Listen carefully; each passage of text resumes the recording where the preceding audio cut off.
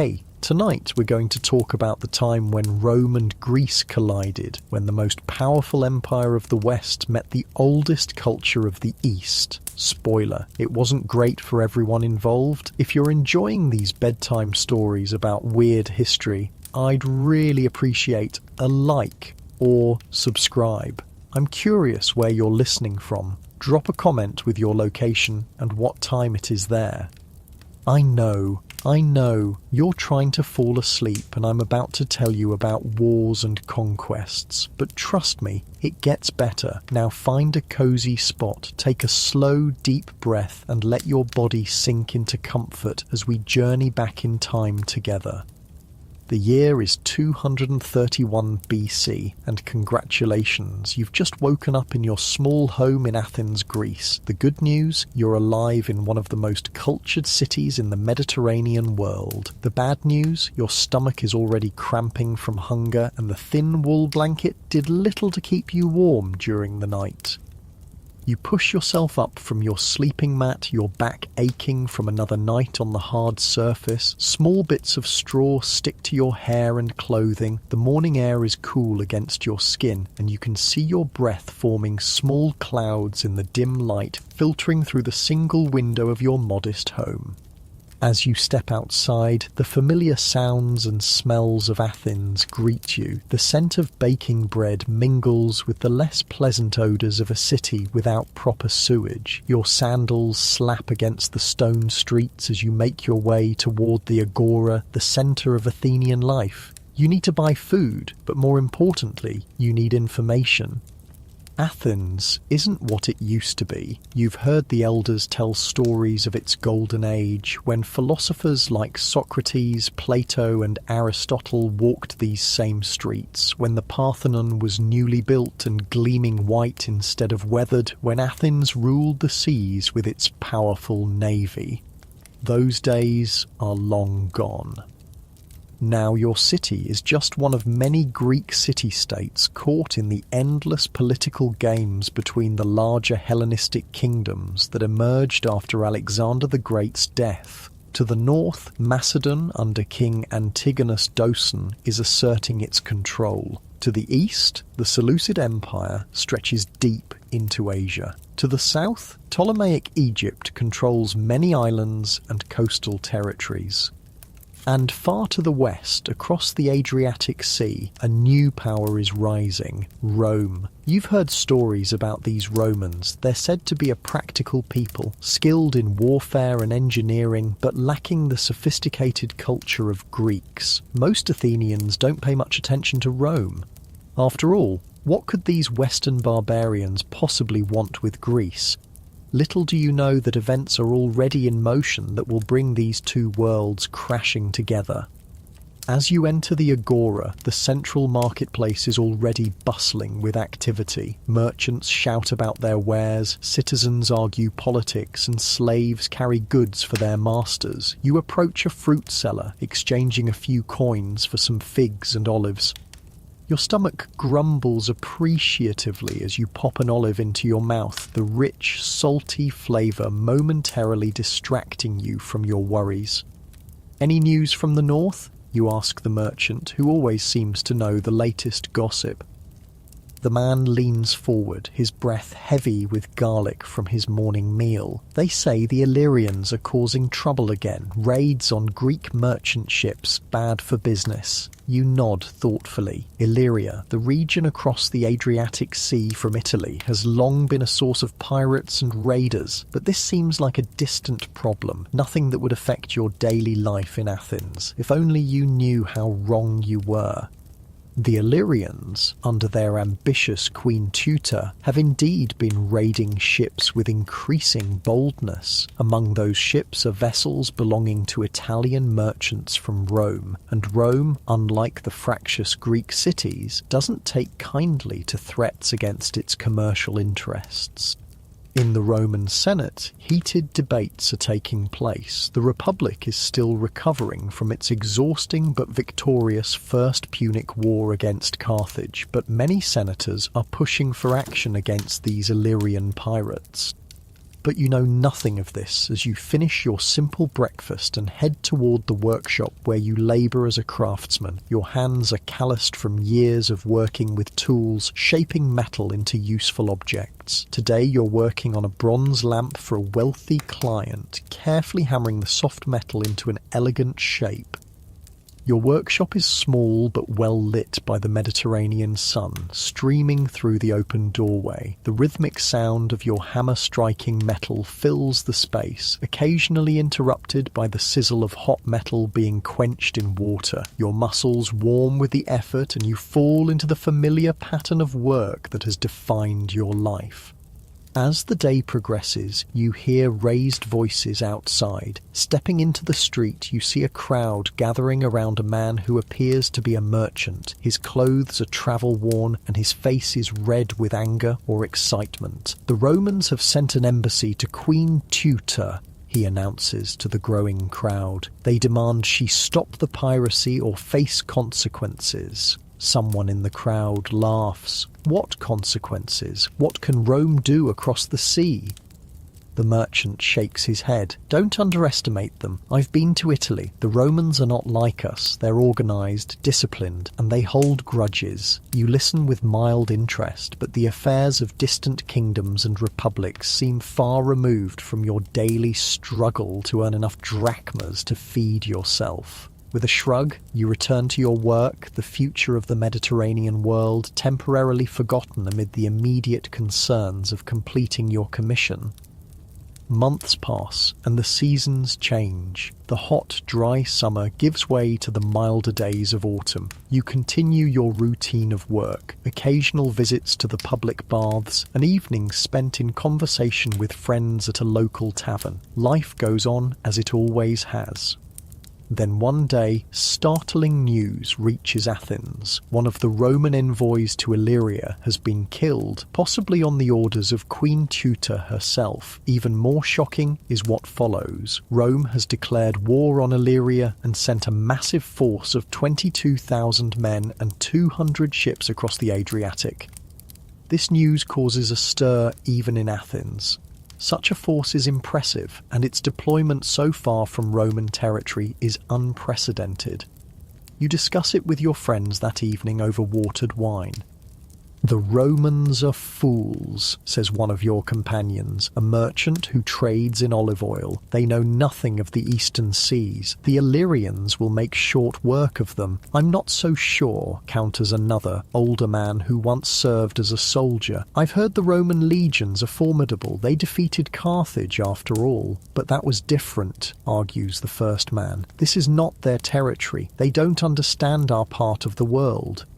You listen to the debate without offering an opinion. Politics has always seemed a dangerous game to you, best left to those with the wealth and connections to play it safely. Still, you can't help but feel a vague unease about these developments.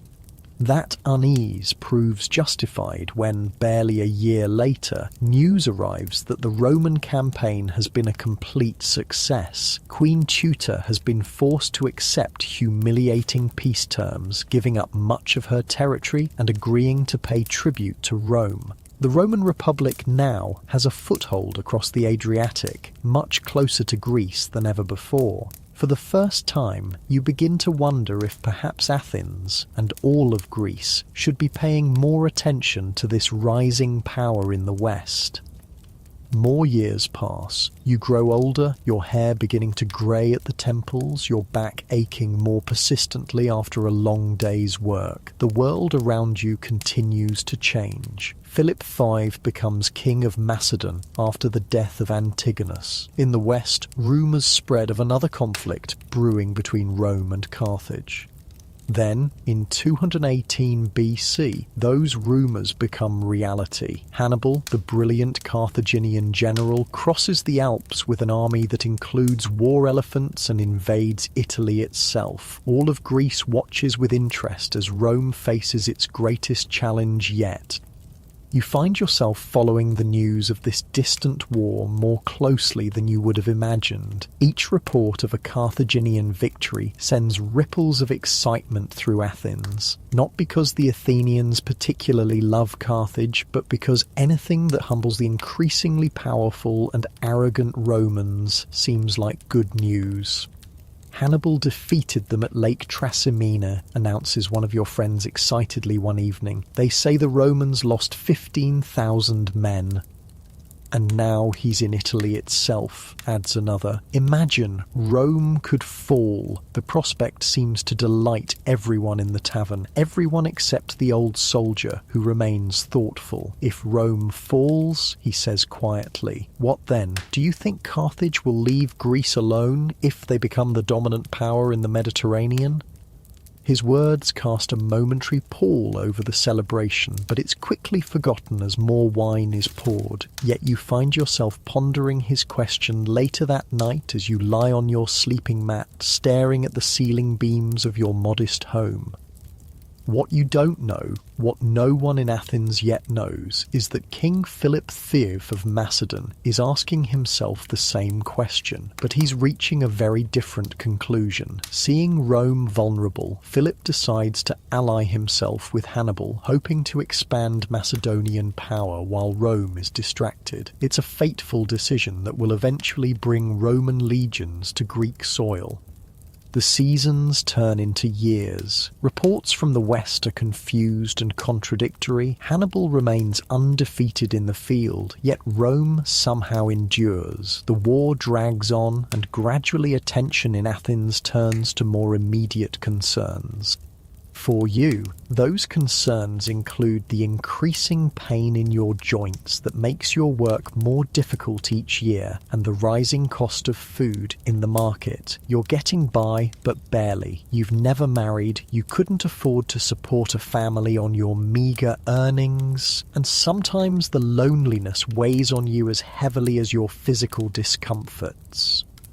Then one morning, as you're selecting vegetables at a market stall, a commotion erupts at the edge of the agora. A messenger has arrived, clearly having ridden hard to bring news. A crowd quickly gathers around him. You move closer, curious despite yourself. The messenger's voice carries across the market. Rome has defeated Carthage. Hannibal has been recalled to defend his homeland. The Roman general Scipio has invaded Africa itself.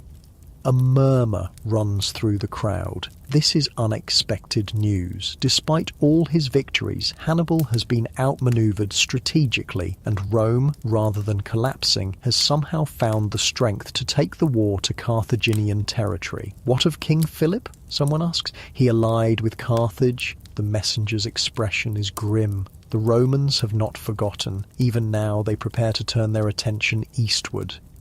A chill runs down your spine despite the warm spring air. Suddenly, Rome doesn't seem so distant anymore. The First Macedonian War, as it will later be called, ends without much direct conflict between Roman and Macedonian forces. Rome, still focused on defeating Carthage, is content with a peace treaty that essentially maintains the status quo. But you and every other Greek with any political awareness knows it's only a temporary reprieve.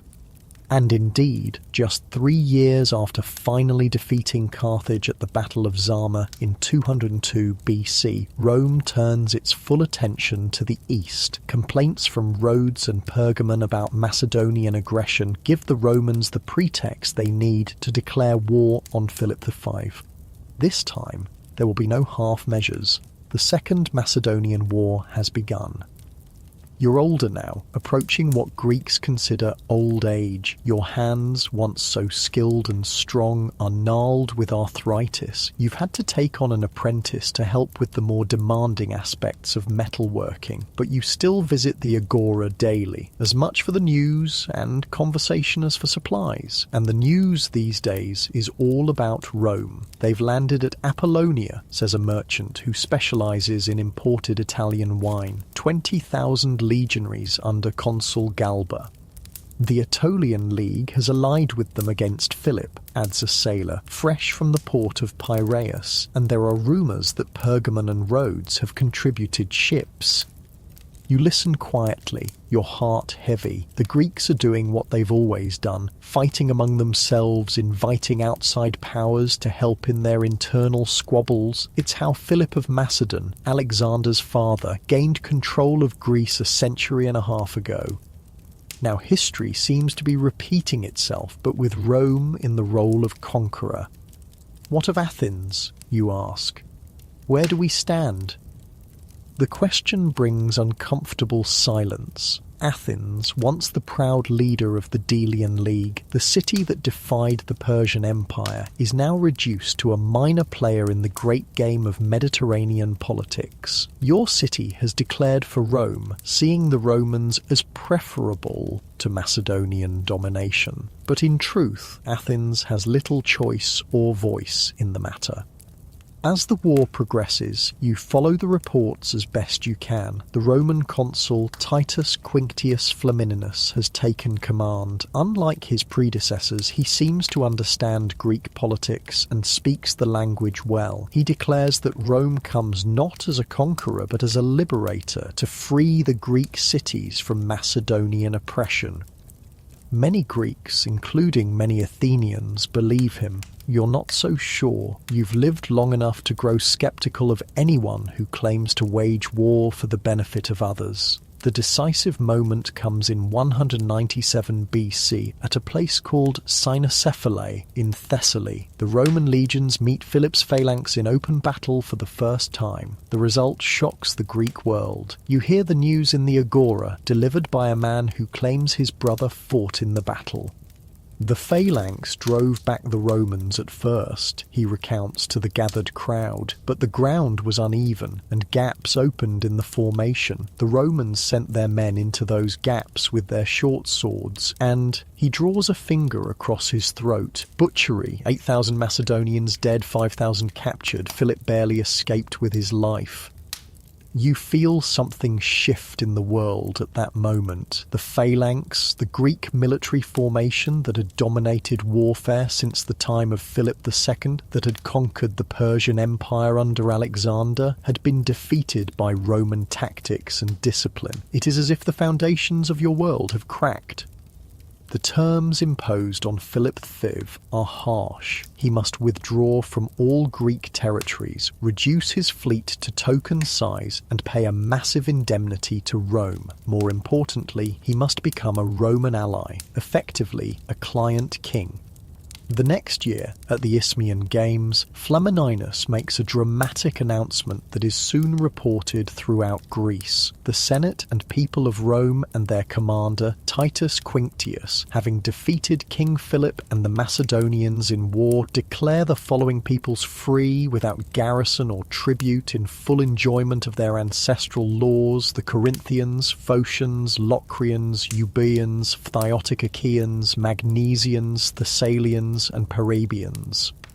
The proclamation is met with such jubilation that they say birds flying overhead were stunned by the noise and fell from the sky. Greece is free, no longer under Macedonian control.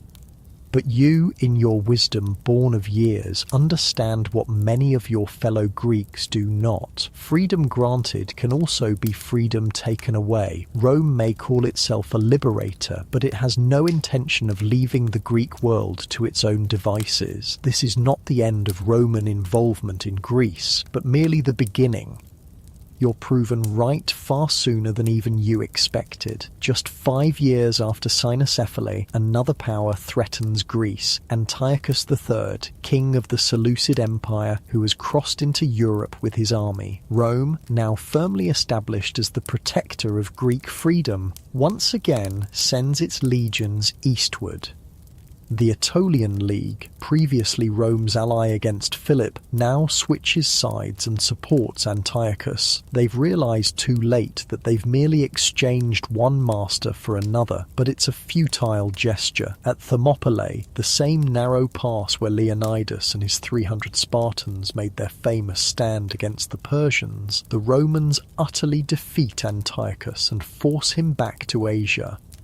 The Romans follow, crossing into Asia Minor and defeating Antiochus again at Magnesia in 190 BC. The Seleucid king is forced to abandon all his territories in Asia Minor and pay an even larger indemnity than was imposed on Philip. And the Aetolians? Rome makes an example of them. Their league is stripped of much of its territory and independence, reduced to a Roman client state. The message to the rest of Greece is clear. Opposition to Rome will not be tolerated. You watch all this unfold from Athens, your body growing frailer as the years pass. You rely more and more on your apprentice, who now does most of the actual metalworking while you supervise and teach. Your world has contracted to your workshop, your modest home, and the short walks between them. But your mind remains sharp, and you continue to follow the shifting politics of Greece and Rome. You see how Rome, having declared the Greeks free, nevertheless keeps its legions in strategic locations, how Roman advisors influence the policies of supposedly independent Greek cities. How Roman merchants and businessmen gradually gain control of more and more of the Greek economy. It is conquest by another name, slower but perhaps more thorough than outright military occupation. Then in 179 BC, Philip V of Macedon dies and is succeeded by his son Perseus. The new king chafes under the restrictions imposed by Rome and begins to rebuild Macedonian strength. He forms alliances with other Greek states and even with tribes to the north in Thrace. Rome watches these developments with growing alarm. The memory of Hannibal's invasion is still fresh, and the Senate has no intention of allowing another potential enemy to gain strength. Accusations and counter-accusations fly between Rome and Macedon. Diplomatic missions come and go. Tensions escalate, and in 171 BC, Rome declares war on Perseus. The Third Macedonian War has begun. You are very old now, one of the elders of Athens. Your hair is white, your skin wrinkled and spotted with age, your back permanently bent. You can no longer walk to the agora, but friends and your former apprentice bring you news along with food and wine. The war is not going well for Rome at first. Perseus wins several victories, including a significant cavalry engagement at Callinicus. For a brief moment, it seems as if Macedon might reassert itself as a power in Greece. But Rome is relentless. A new consul, Lucius Aemilius Paulus, takes command of the Roman forces in Greece, and in 168 BC at Pydna, the Roman legions and the Macedonian phalanx meet in battle once more. The result is even more decisive than cynocephaly. The Macedonian army is virtually annihilated. Perseus flees, only to be captured soon after. He will end his days as a prisoner in Italy. The consequences for Macedon are devastating. The kingdom that had dominated northern Greece since the time of Philip II, that had produced Alexander the Great and conquered half the known world, ceases to exist as a unified state. The Romans divide it into 4 separate republics, each forbidden to have relations with the others. A heavy tribute is imposed, and all the royal mines are closed, destroying the Macedonian economy. As for the rest of Greece, any city or league suspected of having sympathised with Perseus faces Roman retribution. 70 towns in Epirus are destroyed, and 150,000 people are enslaved. The message is brutally clear. Resistance is futile. You receive this news in your bed where you now spend most of your days. Your former apprentice, now a master craftsman in his own right, sits beside you and holds your frail hand as he tells you what has happened. What will become of Athens, you ask, your voice barely above a whisper. Of Greece? He squeezes your hand gently. We will endure, as we always have. The Romans may control our bodies, but they cannot take our minds, our culture. Already they send their sons to study with our philosophers. They copy our art, our architecture. In time, perhaps we will conquer them in our own way. You smile weakly, wanting to believe him, but as you drift into sleep, you can't help but wonder if Greece will ever truly be free again. What you cannot know, as your eyes close and your breathing slows, is that the final act of the Roman conquest of Greece is yet to come, that the Achaean League will make one last desperate bid for independence, that in 146 BC, the same year that Rome finally destroys Carthage, the consul Lucius Mummius will defeat the Achaean army at Corinth and raze that beautiful city to the ground, selling its population into slavery.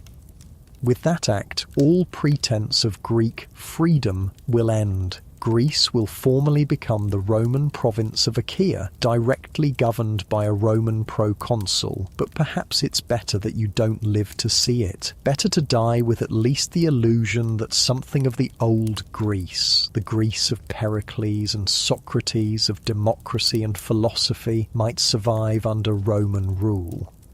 As sleep overtakes you, your muscles relax and your breath slows. The weight of age lifts from your tired bones. For the first time in years, you feel no pain, no stiffness. Your breathing gets deeper, more rhythmic, matching the gentle cadence of waves lapping against the shore of the Aegean. The light fades, and you drift away, leaving behind a world in transition, a world where Greece's golden age is ending and Rome's is just beginning, a world where two great civilizations have collided and nothing will ever be the same. Your eyes open to the warm glow of morning light filtering through a small window. You're in a modest but comfortable home in Corinth, once one of the greatest trading cities of Greece. The year is 44 BC, exactly 100 years after Rome's final conquest of Greece. And your life straddles two worlds. The ancient Greek heritage of your ancestors and the Roman present that governs every aspect of your existence. The rough wool of your blanket scratches against your skin as you push yourself up from your sleeping pallet. Your bare feet touch the cool tiles of the floor, sending a slight shiver up your spine despite the warm air. Outside, you can already hear the city coming to life. The shouts of merchants, the rumble of cartwheels on stone streets, the distant sound of hammers from the shipyards.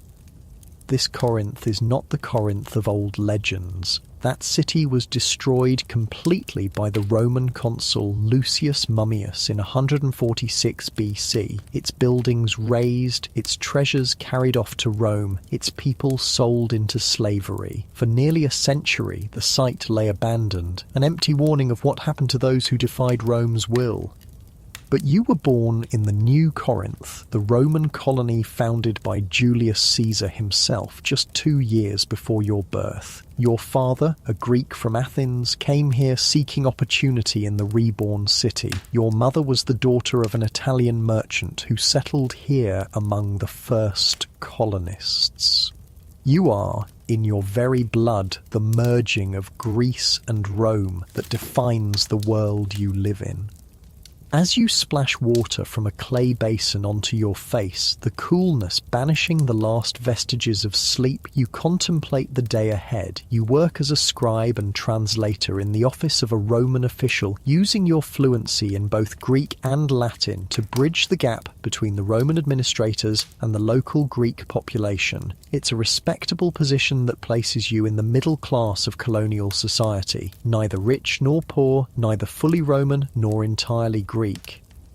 You dress quickly in a simple tunic, its style a blend of Greek and Roman fashions. The fabric is local, but the cut follows the current trend in Italy. Around your shoulders, you drape a light cloak, protection against the morning chill that will burn off once the sun rises higher. Your sandals are well worn but of good quality, comfortable for walking the steep streets of Corinth.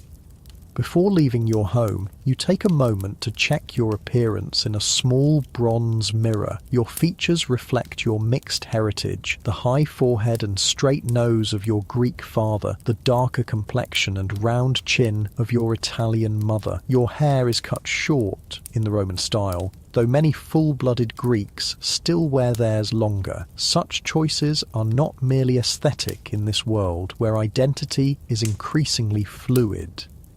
The streets outside are already busy. Corinth's position on the narrow isthmus connecting the Peloponnese to the rest of Greece has always made it a crucial trade hub. Under Roman rule, it has regained much of its former commercial importance, though now serving the interests of Rome rather than Greece. You weave through the morning crowd, nodding to acquaintances, a mixture of Roman colonists, Greeks, and visitors from across the Mediterranean. The buildings around you tell the story of the city's rebirth. Roman architectural styles dominate the newer structures, particularly the government buildings and the homes of wealthy colonists, but Greek influences remain visible in many details, from the proportions of columns to the decorative elements adorning even Roman-style buildings. The smell of freshly baked bread draws you to a small bakery tucked into the corner of a side street. Your stomach growls, reminding you that you left home without breaking your fast. The baker, a stout Greek woman whose family has been in the bread business for generations, greets you by name. "The usual?" she asks in Greek, already reaching for a small loaf of her specialty, a wheat bread sweetened with honey and studded with dried figs. "Please," you reply in the same language, "and some cheese if you have it." She wraps the bread in a scrap of linen and adds a small wedge of goat cheese, accepting your coins with a smile. "Did you hear the news?" she asks, leaning forward conspiratorially. "What news?" The baker is known for her gossip as much as her bread, and while you're sometimes sceptical of her more outlandish tales, she often has genuine information before it becomes widely known. "They say Caesar has been murdered," she whispers, her eyes wide. "In Rome, stabbed in their Senate house by his own friends." Your hand freezes halfway to your mouth, the bread forgotten. "Caesar dead? Are you certain?" She nods vigorously. "A merchant ship arrived last night from Brundisium. The captain told my cousin's husband, who works at the docks. They say it happened on the Ides of March." Your mind races. Julius Caesar, conqueror of Gaul, victor in Rome's civil war, dictator of the Republic, and the founder of this very colony where you live, assassinated by his fellow Romans. If true, this is momentous news that will affect the entire Mediterranean world, including your corner of it. "I should go," you say, tucking the bread and cheese into your satchel. "Thank you for telling me." As you continue toward the administrative buildings where you work, you notice small groups of people huddled in conversation, their expressions worried. It seems the baker is not the only one who's heard the news. Roman citizens look particularly concerned. Their status and security in this distant colony depends on stability in Rome itself. The governmental complex comes into view, its imposing facade built in the Roman style, but with subtle Greek elements that make it less foreign to local eyes. This architectural blending is deliberate. Rome has learned that total suppression of local culture creates resentment, while selective adoption and adaptation fosters acceptance.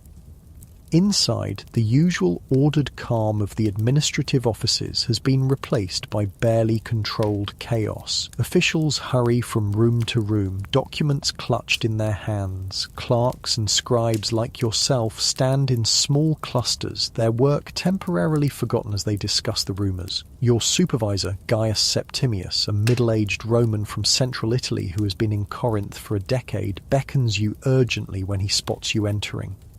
"There you are," he says in Latin, his voice low but intense. "You've heard, I assume, about Caesar?" "Yes, just now in the market. Is it confirmed?" He nods grimly. "Official word arrived by special courier an hour ago. Caesar is dead, stabbed 23 times by a group of senators led by Brutus and Cassius." He runs a hand through his thinning hair. "Gods, what a mess! The whole republic could collapse into civil war again."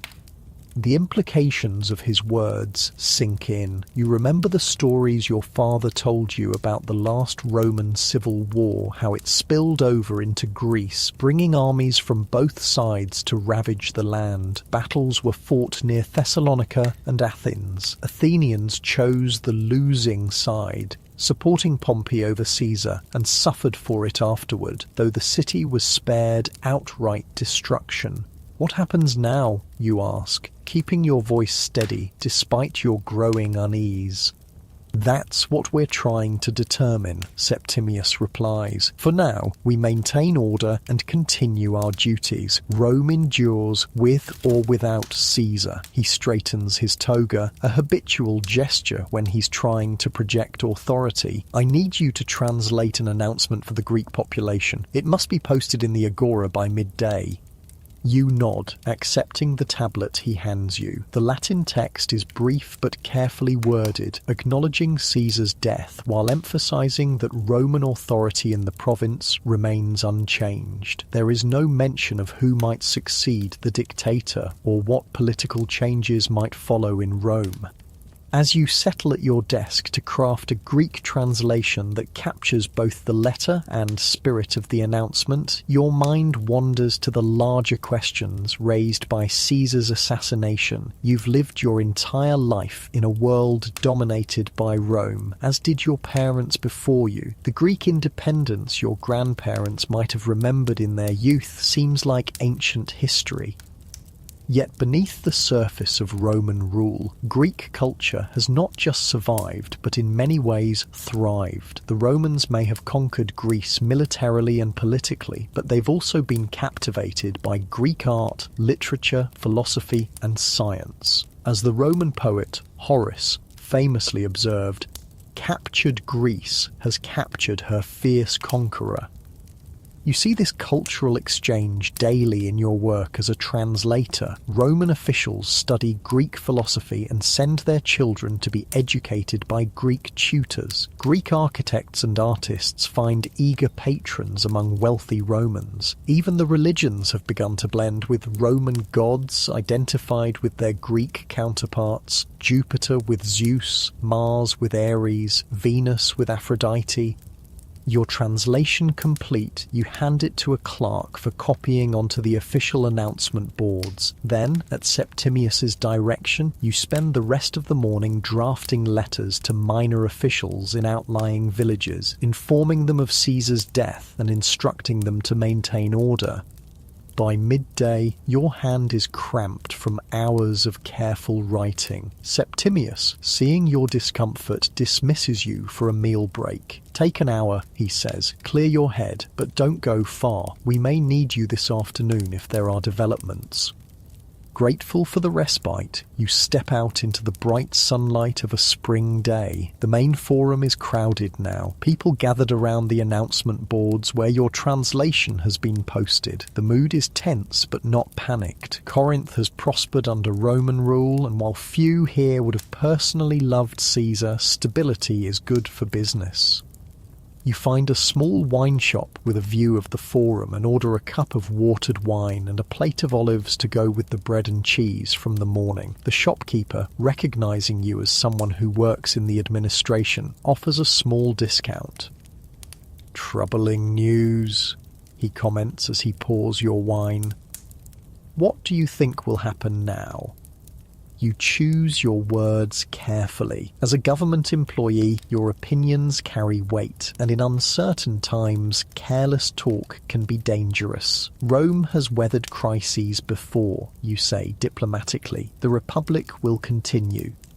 But even as you speak, you wonder if that's true. Caesar had been making himself increasingly powerful, taking on titles and honours unprecedented in Roman history. Some feared or hoped he planned to make himself king, a title detested in the Roman Republic since the overthrow of the monarchy 5 centuries earlier. Was his assassination a last defence of republican values, as the killers would no doubt claim, or merely another power play in Rome's increasingly factional politics? And what of Mark Antony, Caesar's loyal lieutenant, or Octavian, Caesar's young grandnephew and adopted son? They would surely seek vengeance against the assassins. The pieces are in place for another civil war, and Greece, your home, lies directly between Rome and the eastern provinces where Brutus and Cassius have fled. Your thoughts are interrupted by a commotion in the forum. A centurion from the small garrison that maintains order in Corinth is addressing the crowd, his voice carrying across the open space. "Citizens of Rome, allies and provincials," he calls out in accented but understandable Greek, "be assured that the peace and security of Corinth remains our highest priority. All garrison troops are on alert. The night curfew will be strictly enforced until further notice. Anyone spreading disorder or rebellion will be dealt with harshly." The crowd receives this announcement with murmurs rather than protests. Most people here, Greek and Roman alike, value the Pax Romana, the Roman peace that has brought prosperity to the region after centuries of warfare between rival Greek states. You finish your meal quickly and return to the administrative complex. As you expected, the afternoon is busy with additional correspondence and translations. Sunset finds you still at your desk, eyes strained from hours of detailed work by increasingly inadequate light. "Enough," Septimius says finally, noticing your fatigue. "Go home, rest. Tomorrow will be another long day." The streets are quieter than usual as you make your way home, the normal evening bustle subdued by uncertainty and the enhanced military presence. Torches at major intersections cast flickering light and long shadows. Roman soldiers patrol in pairs, their armour glinting in the torchlight, hands resting on the hilts of their swords. You reach your home without incident and light an oil lamp, its gentle glow filling the single room with warm light and the faint scent of olive oil. The day's events have left you mentally exhausted, yet your mind continues to churn with questions about what might lie ahead. A rap at your door startles you from your thoughts. Cautiously, you open it to find Timaeus, a childhood friend who now works as a merchant's assistant specializing in the wine trade between Greece and Italy. "May I come in?" he asks, glancing over his shoulder at the empty street. You step aside to admit him, curious about this unexpected visit. Timaeus is normally cheerful and open, but tonight his expression is serious, his movements tense. "Have you heard anything more?" he asks without preamble. "About what's happening in Rome?" "Nothing beyond the official announcement," you reply, pouring him a cup of water from your clay pitcher. "Caesar is dead, killed by conspirators led by Brutus and Cassius. The government continues to function. That's all we know for certain." Timaeus takes the cup, but doesn't drink. "There's talk in the merchant quarter," he says, lowering his voice despite the privacy of your home. "Some say this could be an opportunity." "An opportunity for what?" You keep your tone neutral, though a sense of unease begins to creep up your spine. "For Greece." His eyes meet yours, intense and searching. "For independence. If Rome falls into civil war again, their grip on the provinces will weaken. This could be our chance to reclaim what was lost a century ago." You stare at him, momentarily speechless. The thought is so foreign to your worldview that you struggle to process it. Independence from Rome? The concept seems as anachronistic as reverting to bronze weapons or worshipping the Titans instead of the Olympian gods. "That's dangerous talk," you say finally, "and unrealistic. Greece has been Roman for generations. We don't even know how to be independent anymore." "Our ancestors did," Timaeus counters. "The blood of free Greeks flows in our veins. Don't tell me you've never imagined what it would be like if we governed ourselves again, if we didn't send our wealth to Rome as taxes, if we didn't have to bow to their proconsuls and praetors." In truth, you have occasionally indulged in such fantasies, especially when reading the ancient histories of Athens and Sparta in their glory days. But they were just that, fantasies, as disconnected from your real life as the myths of gods and heroes. The world has changed, Timaeus, you say gently. Rome isn't just our conqueror anymore, it's part of who we are now. Look at me, I'm half Italian. Look at Corinth, a Roman colony built on Greek soil. We can't simply turn back time.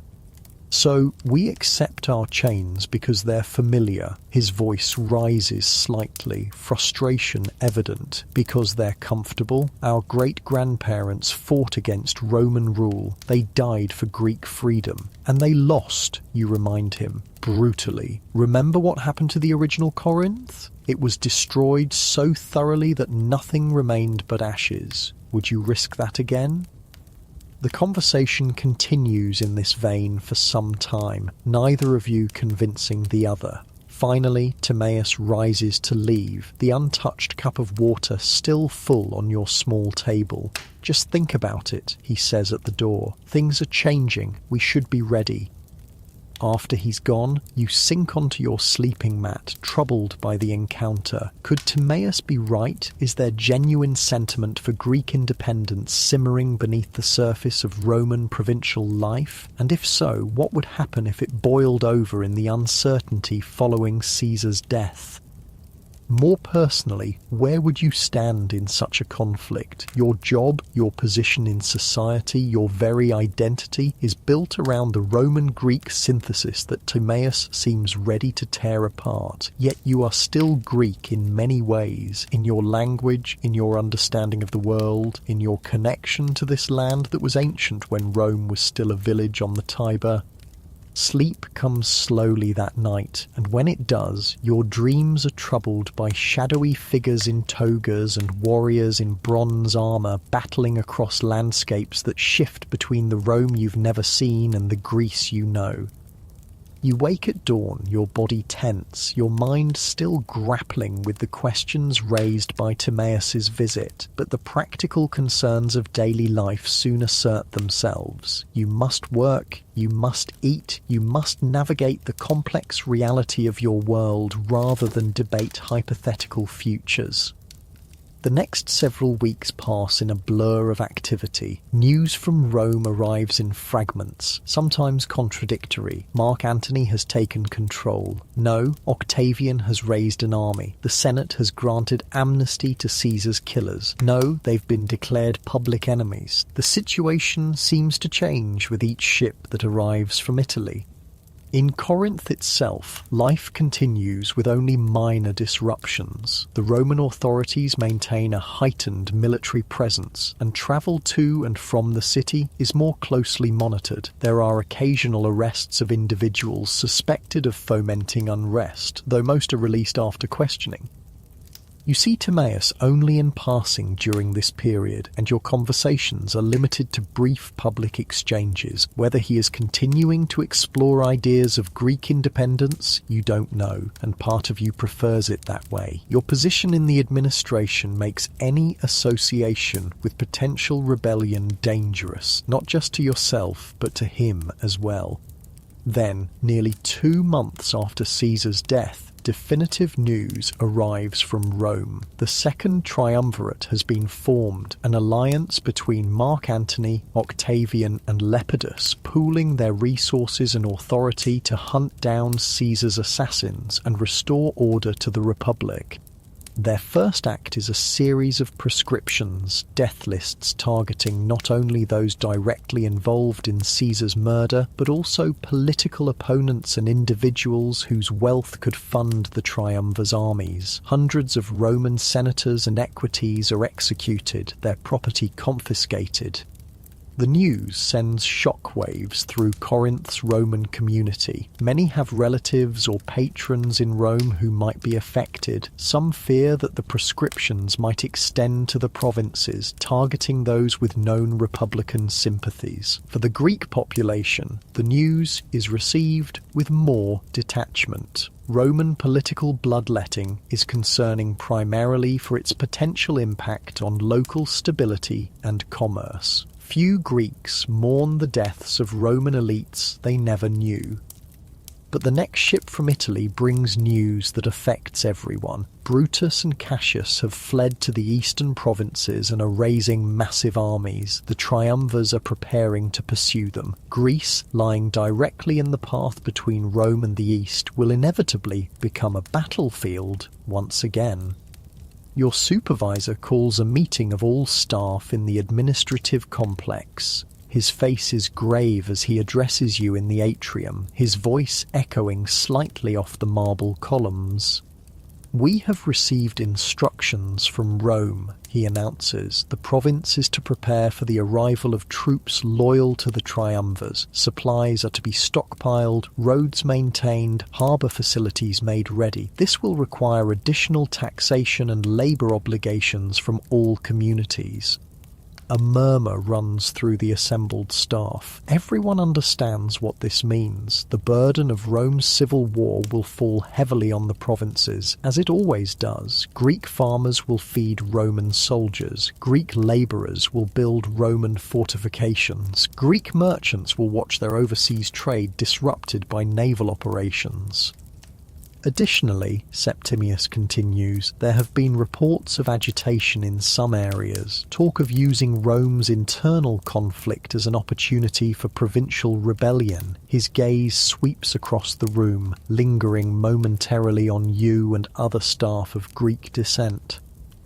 Such talk is treason, and will be dealt with accordingly.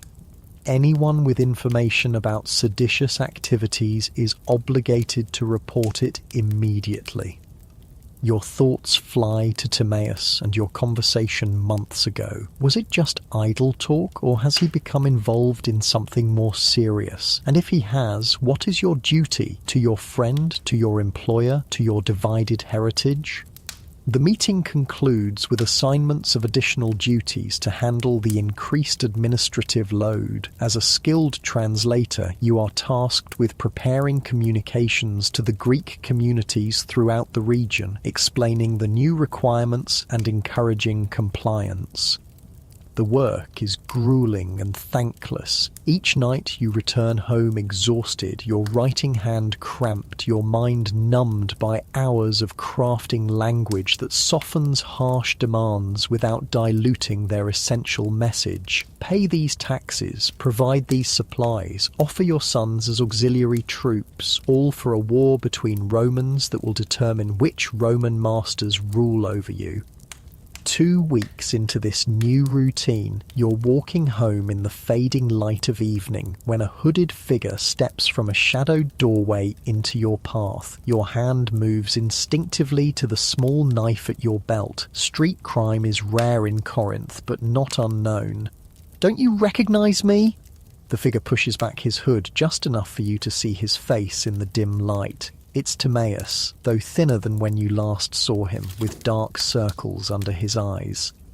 "What are you doing?" you hiss, glancing around to ensure no one is watching. "There's increased patrols after sunset. I need to speak with you," he says urgently. "Not here. Follow me." Every instinct tells you to refuse, to continue home and pretend this encounter never happened. But curiosity and concern for your old friend override caution. You follow as he leads you through narrow side streets to a small, run-down shrine to Poseidon that dates from before the Roman rebuilding of Corinth. Inside, oil lamps burn with low flames, casting just enough light to navigate the space. The shrine is empty, save for a weathered statue of the sea god and simple offerings of dried fish and small coins. "I'm leaving Corinth tonight," Timaeus says, without preamble, once you're both inside. "A fishing boat will take me and others to Euboea. From there, we'll make our way east." East? You stare at him, uncomprehending at first, then with growing alarm as understanding dawns. To join Brutus and Cassius? Have you lost your mind? They're offering freedom to Greek cities that support them against the triumvirs, he explains, his voice intense with conviction. This is the chance I spoke of, the opportunity to break Rome's grip on Greece. It's suicide, you argue. Even if Brutus and Cassius win, which is far from certain, they're still Romans. They'll still want to control Greece. They're just using Greek discontent to gain support against their enemies. Timaeus shakes his head. You don't understand. There's a real movement building, not just here, but across Greece. Athens, Sparta, Thebes, the old powers are stirring. If we fight together, coordinate our efforts, we can use Rome's civil war to leverage our independence.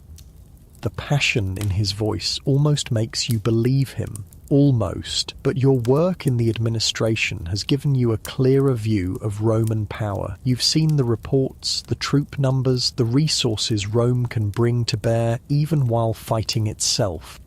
It won't work, you say softly. Rome is too strong, too entrenched, and Greece is too divided. For every city that joins Brutus, another will support Antony. We'll just be fighting Rome's civil war for them, killing fellow Greeks in the process. So we do nothing except whatever Master Rome gives us next? We survive, you counter. We preserve what matters. Our culture, our philosophy, our art. We continue to influence Rome from within, as we've been doing for generations. The Greece of Pericles and Leonidas may be gone, but our ideas live on, spreading throughout the Roman world. You can see your words aren't persuading him. His mind is made up, his course set, and perhaps there's a part of you that envies his certainty, his willingness to risk everything for an ideal of Greek freedom that seems increasingly abstract to you. I came to ask you to join us, Timaeus says finally, but I can see you won't. Just promise me you won't betray us, for our friendship's sake. The request strikes at the heart of your conflicted identity. Your job, your oath to the Roman administration, demands that you report this conspiracy immediately. Yet your Greek heritage, your personal connection to Timaeus, pulls you in the opposite direction. In the flickering lamplight of the ancient shrine, standing before the weather-worn face of Poseidon, you make your choice. A choice that will define not just your own future, but your understanding of what it means to be Greek in a Roman world. Your muscles relax as the tension drains from your body. Your breathing slows, matching the gentle rhythm of waves against the shores of the isthmus where Corinth stands between two seas. The weight of divided loyalties temporarily lifts from your shoulders as you drift towards sleep. What choice did you make in that shrine? What became of Timaeus and his conspiracy? How did the clash between Brutus and the triumvirs affect Greece? Those are stories for another night, other dreams, as you float now in the peaceful darkness, balanced between the Greece of your ancestors and the Rome of your present, between memory and hope, between waking and sleep. The summer sun beats down on your bare shoulders as you stand back to assess your work. Sweat trickles down your temple, and you wipe it away with the back of your hand, careful not to smudge the fine marble dust coating your fingers. The statue before you is nearly complete, a figure of Apollo that perfectly blends classical Greek proportions with the more naturalistic style now favoured by your Roman patrons.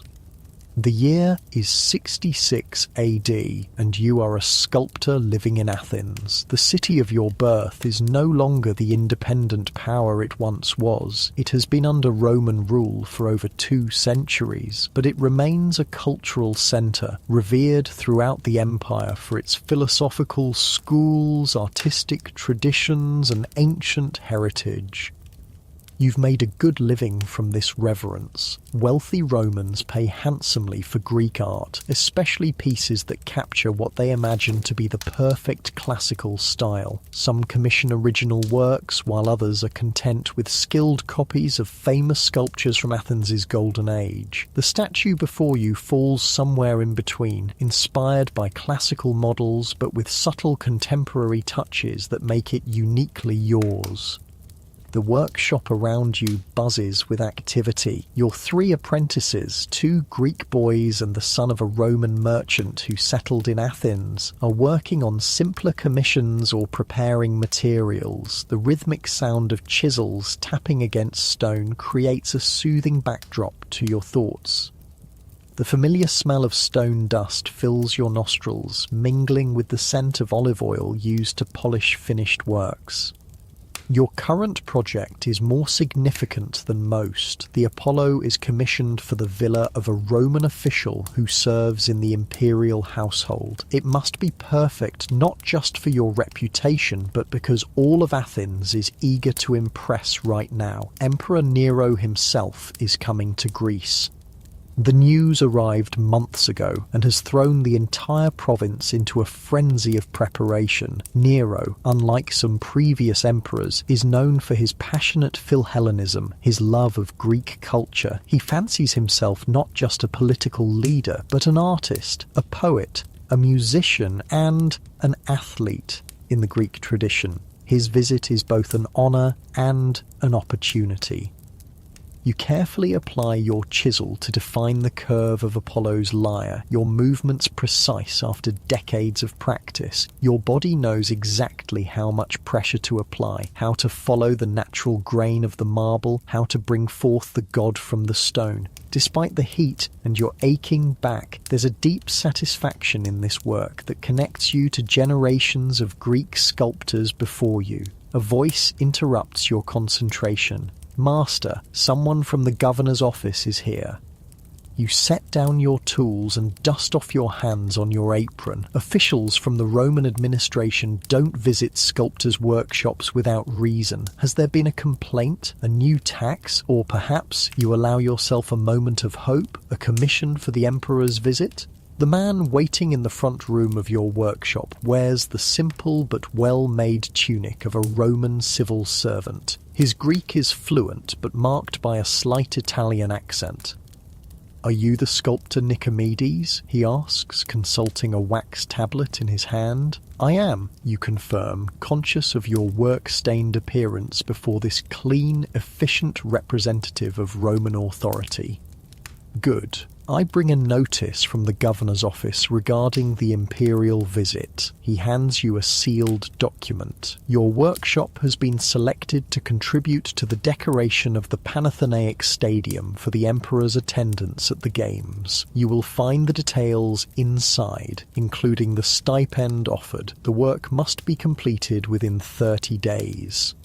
Your heart races with excitement even as your mind calculates the practical challenges. The stadium commission is a tremendous honour. Your work will be seen by Nero himself, but 30 days is scarcely enough time, especially with your current commissions. "This is most unexpected," you say carefully. "May I ask how my workshop was chosen?"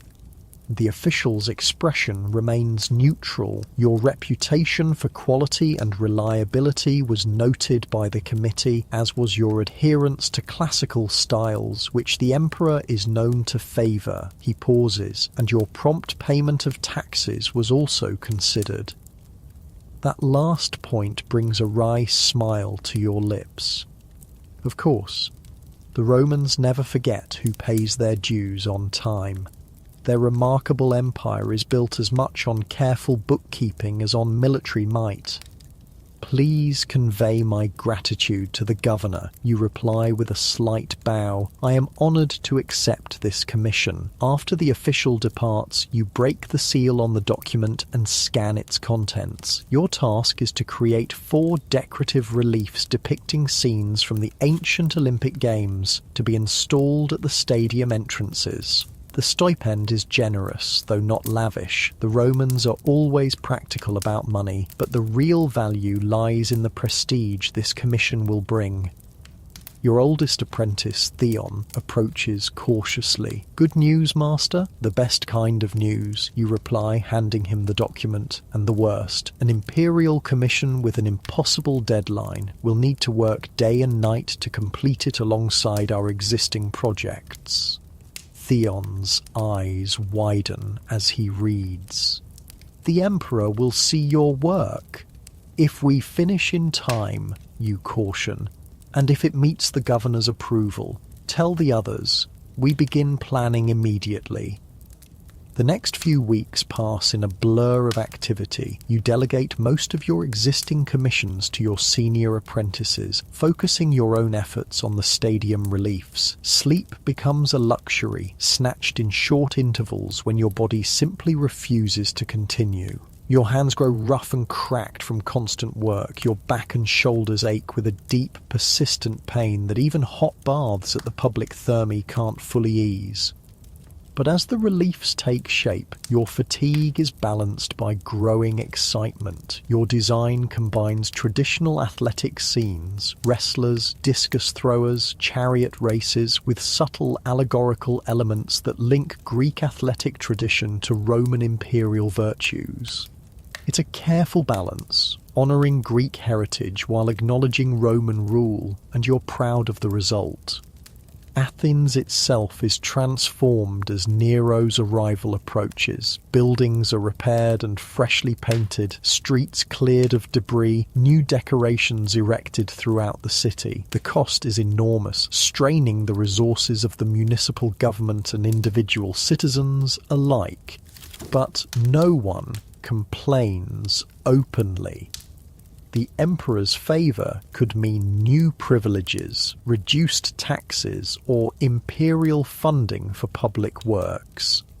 Finally, the day arrives. Your reliefs, completed just 2 days before the deadline, are installed at the stadium entrances under the watchful eye of Roman officials. You're permitted to attend their installation, directing the placement of each panel to ensure they catch the light perfectly. The stadium itself has been lavishly decorated, with flowers, coloured streamers and imperial insignia supplementing its classical Greek architecture. You return home exhausted but satisfied, collapsing onto your sleeping couch without even removing your dusty work clothes. Tomorrow, Nero enters Athens, and the entire city will turn out to welcome him. You've done your part, creating work that honours both your Greek heritage and your Roman present. Now you can only hope the emperor approves. The sound of trumpets wakes you at dawn. For a moment, you're disoriented. Usually, it's the crowing of neighbourhood roosters that marks the day's beginning. Then you remember the imperial procession. Nero is entering Athens today.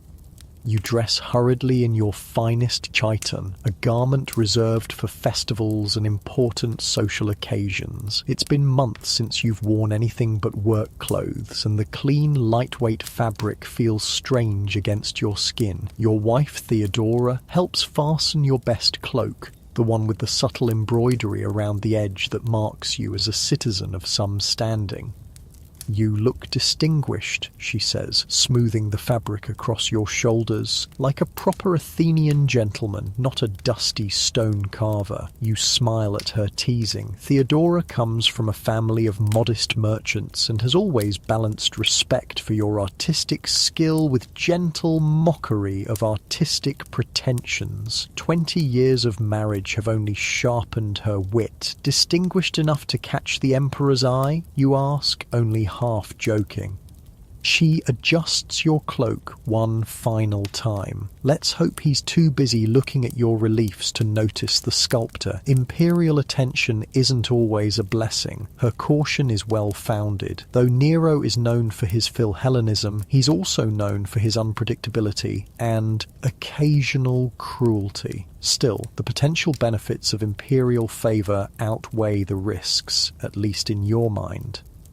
The streets are already crowded as you make your way toward the city's main gate where the emperor will enter. People from all walks of life, citizens and non-citizens, Greeks and foreigners, freed people and slaves permitted by their masters to attend, press together in excited anticipation.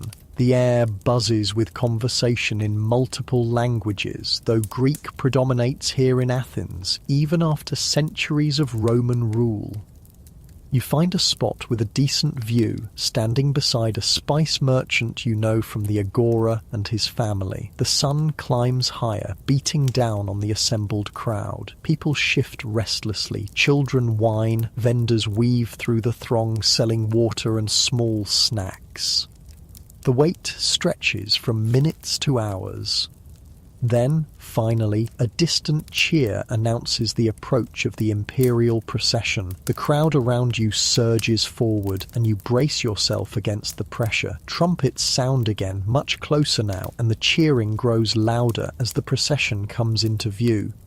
First come the standard bearers, carrying the eagle insignia of Rome and the emperor's personal standard. Behind them march a contingent of the Praetorian Guard, the elite soldiers who serve as the emperor's personal protectors. Their armor gleams in the sunlight, their steps perfectly synchronized, their expressions impassive beneath their helmets.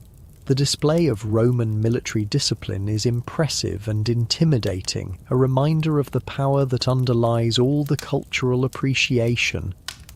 Next come local officials, the Roman governor and his staff, followed by Athens' own archons and council members. They walk with careful dignity, aware of their position as intermediaries between imperial authority and local population. And then a ripple of excitement passes through the crowd as the emperor himself appears. Nero rides in an ornate chariot, wearing a purple-bordered toga and a crown of golden laurel leaves. At 30, he is in his physical prime, though perhaps a bit softer than the ideal athletic build so valued in Greek sculpture. His face is full, his expression one of practiced benevolence as he acknowledges the cheering crowd with raised hand. The emperor is followed by his enormous entourage, advisors, servants, entertainers, and more soldiers. The procession seems endless, a deliberate display of Roman wealth and power that contrasts with the more austere triumphs of classical Athens. As Nero passes your position, you join in the rhythmic chanting that has broken out around you. Hail Nero, friend of the Hellenes, hail Apollo incarnate. The titles are flattering exaggerations, of course, but they appeal to the emperor's well-known vanity and his fancy that he embodies the spirit of Apollo, god of music, poetry, and light. The procession continues through Athens' streets, eventually reaching the Acropolis, where religious ceremonies will welcome the emperor. You don't follow. The hilltop sanctuary will be restricted to officials and priests today. Instead, you return home to prepare for the public games scheduled to begin tomorrow at the Panathenaic Stadium, where your reliefs now stand. That evening, Athens buzzes with activity. The city is hosting not just the emperor, but also his entire court and the many visitors drawn by the imperial presence. Every inn is full, private homes have opened their doors to paying guests, and the streets remain crowded well into the night. From your courtyard you can hear snatches of music and laughter from nearby taverns where people celebrate the emperor's arrival. You should be resting. Tomorrow will be another long day, but excitement keeps you awake. You sit with Theodora in the courtyard, drinking watered wine and discussing the day's events. They say he plans to compete himself in the games, Theodora remarks, not just attend as a spectator. You raise your eyebrows in surprise. Compete? A Roman emperor participating in Greek games? That's unprecedented. Unprecedented and inappropriate, according to some, she replies. I overheard some elders at the market complaining. The games are meant for Greek citizens, not foreigners, even imperial ones. you consider this. The exclusive nature of many Greek competitions has indeed been a point of pride, a way of maintaining Hellenic identity under foreign rule. But pragmatism suggests a different view. If Nero wants to compete, who will stop him? Besides, he considers himself a true Hellene in spirit, and his participation would certainly make the games memorable. Theodora gives you a knowing look. You're hoping he'll see your reliefs and be so impressed he'll commission something for his palace in Rome. Is that so unreasonable? You ask with a smile. The greatest Greek artists have always sought the patronage of the powerful. Just be careful what you wish for, she cautions. Phidias created the Athena Parthenos and ended his life accused of impiety and theft. Her reference to Athens' most famous sculptor, who created magnificent works but died in disgrace, is a pointed reminder of the dangers that can accompany great commissions and powerful patrons. The next morning, you join the crowds heading to the Panathenaic Stadium. The U-shaped structure, nestled between two hills, has been renovated several times since its original construction, most recently with marble seating funded by a wealthy Roman donor eager to demonstrate his Philhellenism. Today, every seat is filled and the atmosphere crackles with anticipation. Your heart swells with pride as you pass beneath one of your relief panels at the entrance. Several people pause to admire the work, pointing out details to their companions. You resist the urge to identify yourself as the sculptor, maintaining the dignified anonymity expected of an Athenian citizen in public. Your seat is in a section reserved for citizens of some distinction, not among the front rows where officials and honoured guests sit, but with a good view of the proceedings. The summer heat is intense, and you're grateful for the wide-brimmed hat that provides some shade.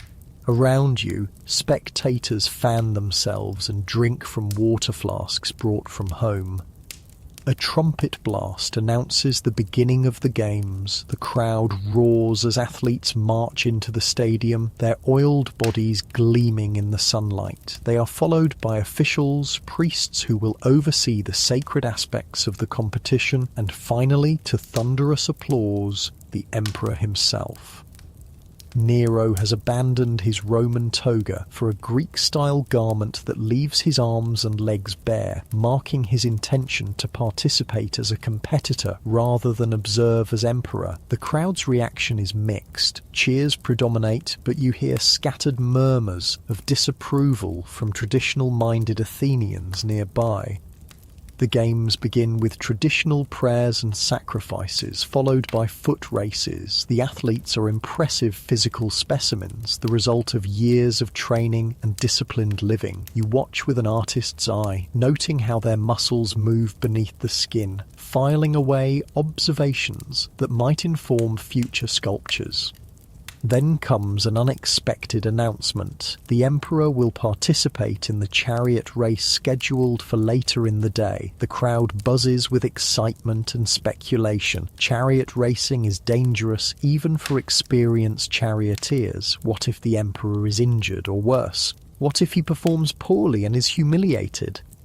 As the day progresses through wrestling matches and discus throwing, the anticipation builds. Finally, the chariots are brought into the stadium, magnificent vehicles drawn by teams of 4 horses. The charioteers take their positions, including Nero himself, who has been given a prominent starting position.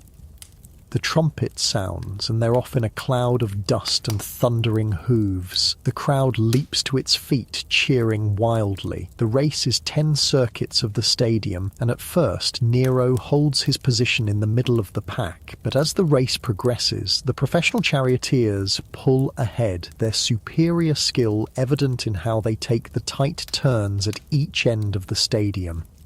By the 5th lap, Nero has fallen behind. On the 6th, disaster strikes. His chariot catches a wheel on the turning post and nearly overturns. The emperor manages to regain control, but he's now far behind the leaders.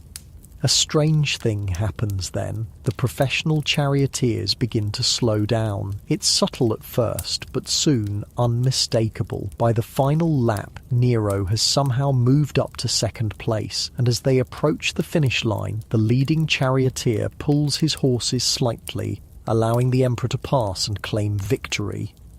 The crowd's reaction is complex. There are cheers, but also knowing looks exchanged between spectators. Everyone understands what has happened, but no one will say it aloud. The emperor has won, as emperors always do, whether in battle, politics, or sport.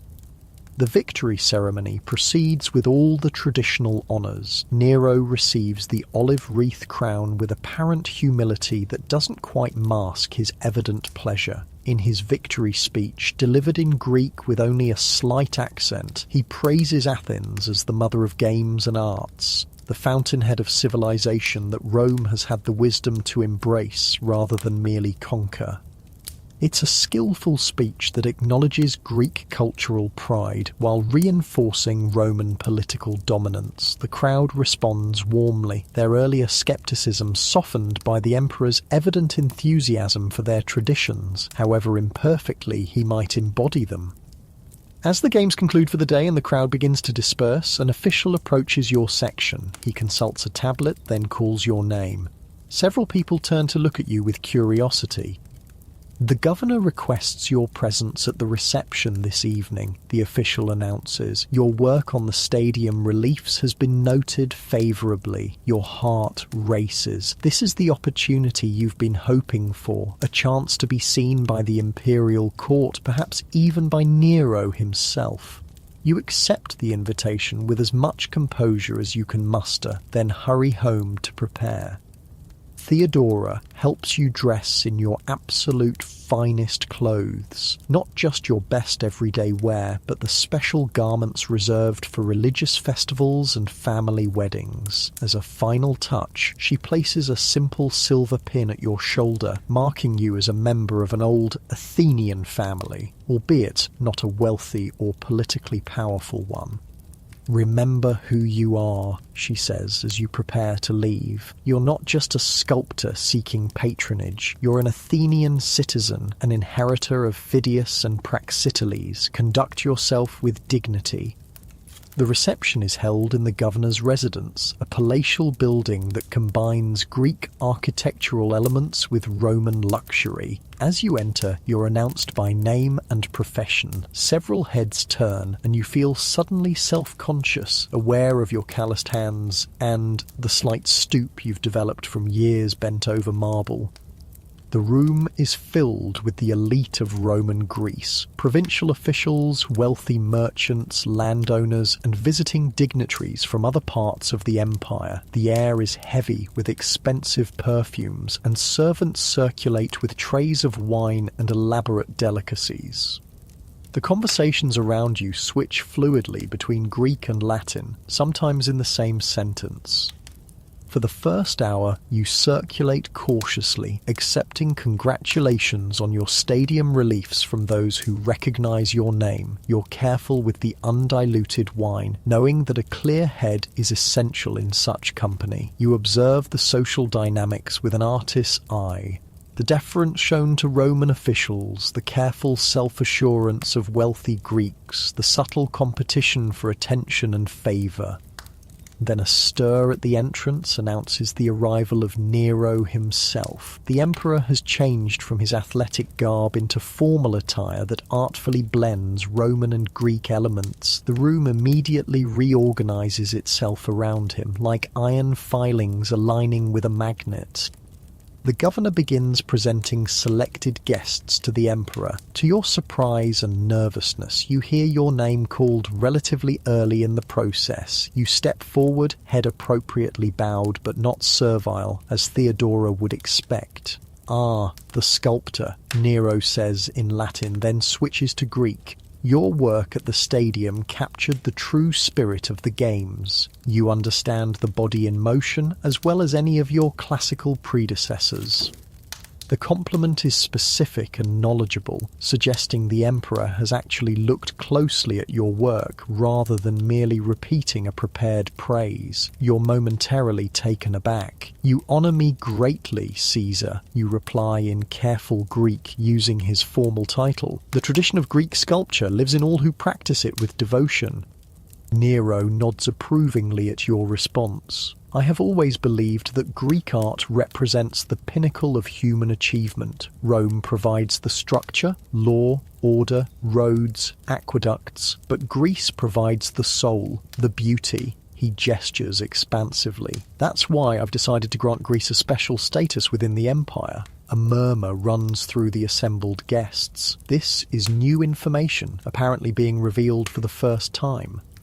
"Tomorrow," Nero continues, clearly enjoying the sensation he's created, "at the Isthmian Games in Corinth, I will officially proclaim the freedom of the Greeks, tax exemptions, local autonomy, the restoration of traditional rights, a recognition of Greece's unique place in our shared civilization." The room erupts in applause and exclamations of surprise. You join in, though your mind is racing. Freedom for Greece? What exactly does that mean after centuries of Roman rule? Is it a meaningful change in status, or merely a symbolic gesture from an emperor known for grand, but sometimes empty declarations? As the evening continues, these questions dominate the conversations around you. Roman officials appear slightly uncomfortable, perhaps hearing of this decision for the first time themselves. Greek attendees range from cautiously optimistic to openly celebratory, though the more politically astute express skepticism about how this freedom will work in practice. You remain at the reception until it would be impolite to stay longer, then make your way home through Athens' darkened streets. The city seems different somehow, as if Nero's announcement has changed its very atmosphere. Or perhaps it's just your perception, altered by wine and unexpected elevation to the emperor's notice. Theodora is waiting up for you, eager to hear about the evening. You describe everything, the opulent setting, the social dynamics, your brief interaction with Nero, and most importantly, his surprising announcement. "Freedom for Greece," she repeats thoughtfully. "What do you think he means by that?" You shake your head. "I'm not sure anyone knows, including Nero himself. It can't mean actual independence. Rome would never relinquish control of such a strategically important province, but perhaps fewer taxes, less direct interference from Roman officials. Which would still be welcome," Theodora points out. "Even symbolic recognition of Greek dignity has value after so many years as subjects."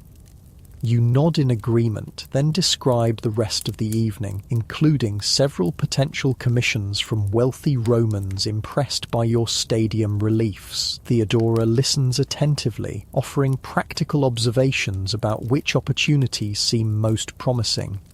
Finally, exhaustion overtakes you. You've been running on excitement and nervous energy for weeks, and the strain is catching up. Your eyes grow heavy as you sit talking in the courtyard, the cool night air a relief after the day's heat. "You need to rest," Theodora says, noting your drooping eyelids. "Tomorrow will bring new challenges, Emperor's proclamation or not."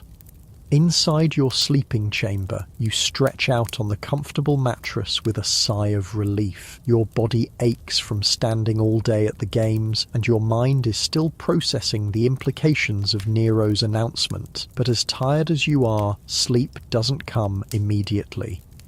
You find yourself reflecting on your position in this complex, evolving world where Greek and Roman identities increasingly intertwine. You're a Greek sculptor working in traditional forms, yet adapting to Roman tastes. You're an Athenian citizen proud of your heritage, yet you benefit from the stability and opportunities the empire provides. You speak Greek in your home and with friends, yet you understand Latin well enough to communicate with Roman clients. Is this the future of Greece? Not independence, but a special status within the Roman world, preserving cultural identity while accepting political reality? Is Nero's promised freedom a step toward greater dignity for Greeks, or simply a new form of the same underlying relationship?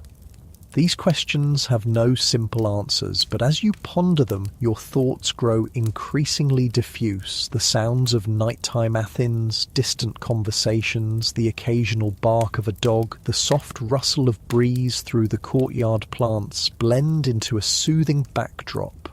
Your breathing deepens, your muscles relax, and finally, sleep claims you. In your dreams, you sculpt a figure that is neither fully Greek nor fully Roman, but something new emerging from the marble, a vision of a future still taking shape, just as your chisel reveals the form hidden within the stone. Morning light filters through the olive trees outside your study, casting dappled shadows across your scrolls. The gentle breeze carries the scent of cypress and distant sea salt through the open windows. You take a deep breath, savouring this quiet moment before your students arrive. Athens in the spring is truly beautiful, especially in these peaceful times under the rule of Emperor Hadrian. The year is 128 AD, and you are a philosopher and teacher in Athens. At 55, your hair and beard have turned silver, but your mind remains sharp, your passion for knowledge undiminished. You've spent your life immersed in the works of Plato, Aristotle, and the Stoics, building a reputation that draws students from across the Roman Empire to study with you. Your modest home on the slopes of the Areopagus Hill has become a place of learning and discourse. The main room where you teach faces east to catch the morning light, its walls lined with shelves holding scrolls and codices, the newer bound form of books that some of your Roman students prefer. Simple wooden benches arranged in a semicircle await today's class. A table holds your teaching materials, wax tablets for notes, a water clock to mark time, and a small bust of Socrates worn smooth in places from years of thoughtful touches. You arrange your chiton, the traditional Greek garment you prefer, over Roman dress, despite the fashion among some Athenians to adopt toga-inspired styles. After so many years, the soft draped fabric feels like a second skin. Around your shoulders you place a hymation of finer wool, dyed a deep blue that marks your status as an established teacher without appearing ostentatious. Your first student arrives precisely as the water clock marks the hour. Marcus Cornelius is the son of a wealthy Roman official posted to Athens. At 18, he shows genuine promise, combining Roman pragmatism with a growing appreciation for Greek philosophical inquiry. He greets you in fluent Greek, though his accent still reveals his Italian origins. "Good morning, teacher. I've completed the reading on Aristotle's Ethics you assigned." "Excellent, Marcus. We'll discuss it once the others arrive." More students filter in over the next quarter hour, a mix of Greeks and Romans, mostly young men, but including 2 Greek women from prominent Athenian families. Your class reflects the cosmopolitan nature of Athens under Hadrian's rule, where cultural boundaries blur and intellectual pursuit unites people of different backgrounds. By the time you begin the day's lesson, 12 students sit before you, their expressions attentive and expectant. You start, as always, with a question rather than a lecture. Aristotle speaks of eudaimonia, often translated as happiness or well-being, as the highest good. But is this the same as pleasure? Can one live a good life without pleasure? Consider this carefully. The familiar rhythm of philosophical discourse unfolds as students offer their thoughts. You guide rather than dictate, asking probing questions that challenge assumptions and encourage deeper thinking. The Greeks tend to reference their cultural traditions, while the Romans often bring a more practical perspective, creating a rich exchange of ideas. As the discussion progresses, your mind briefly wanders to how much Athens has changed during your lifetime. When you were born, the city was still recovering from centuries of decline following the Roman conquest. Its monuments were crumbling, its population diminished from its classical heights.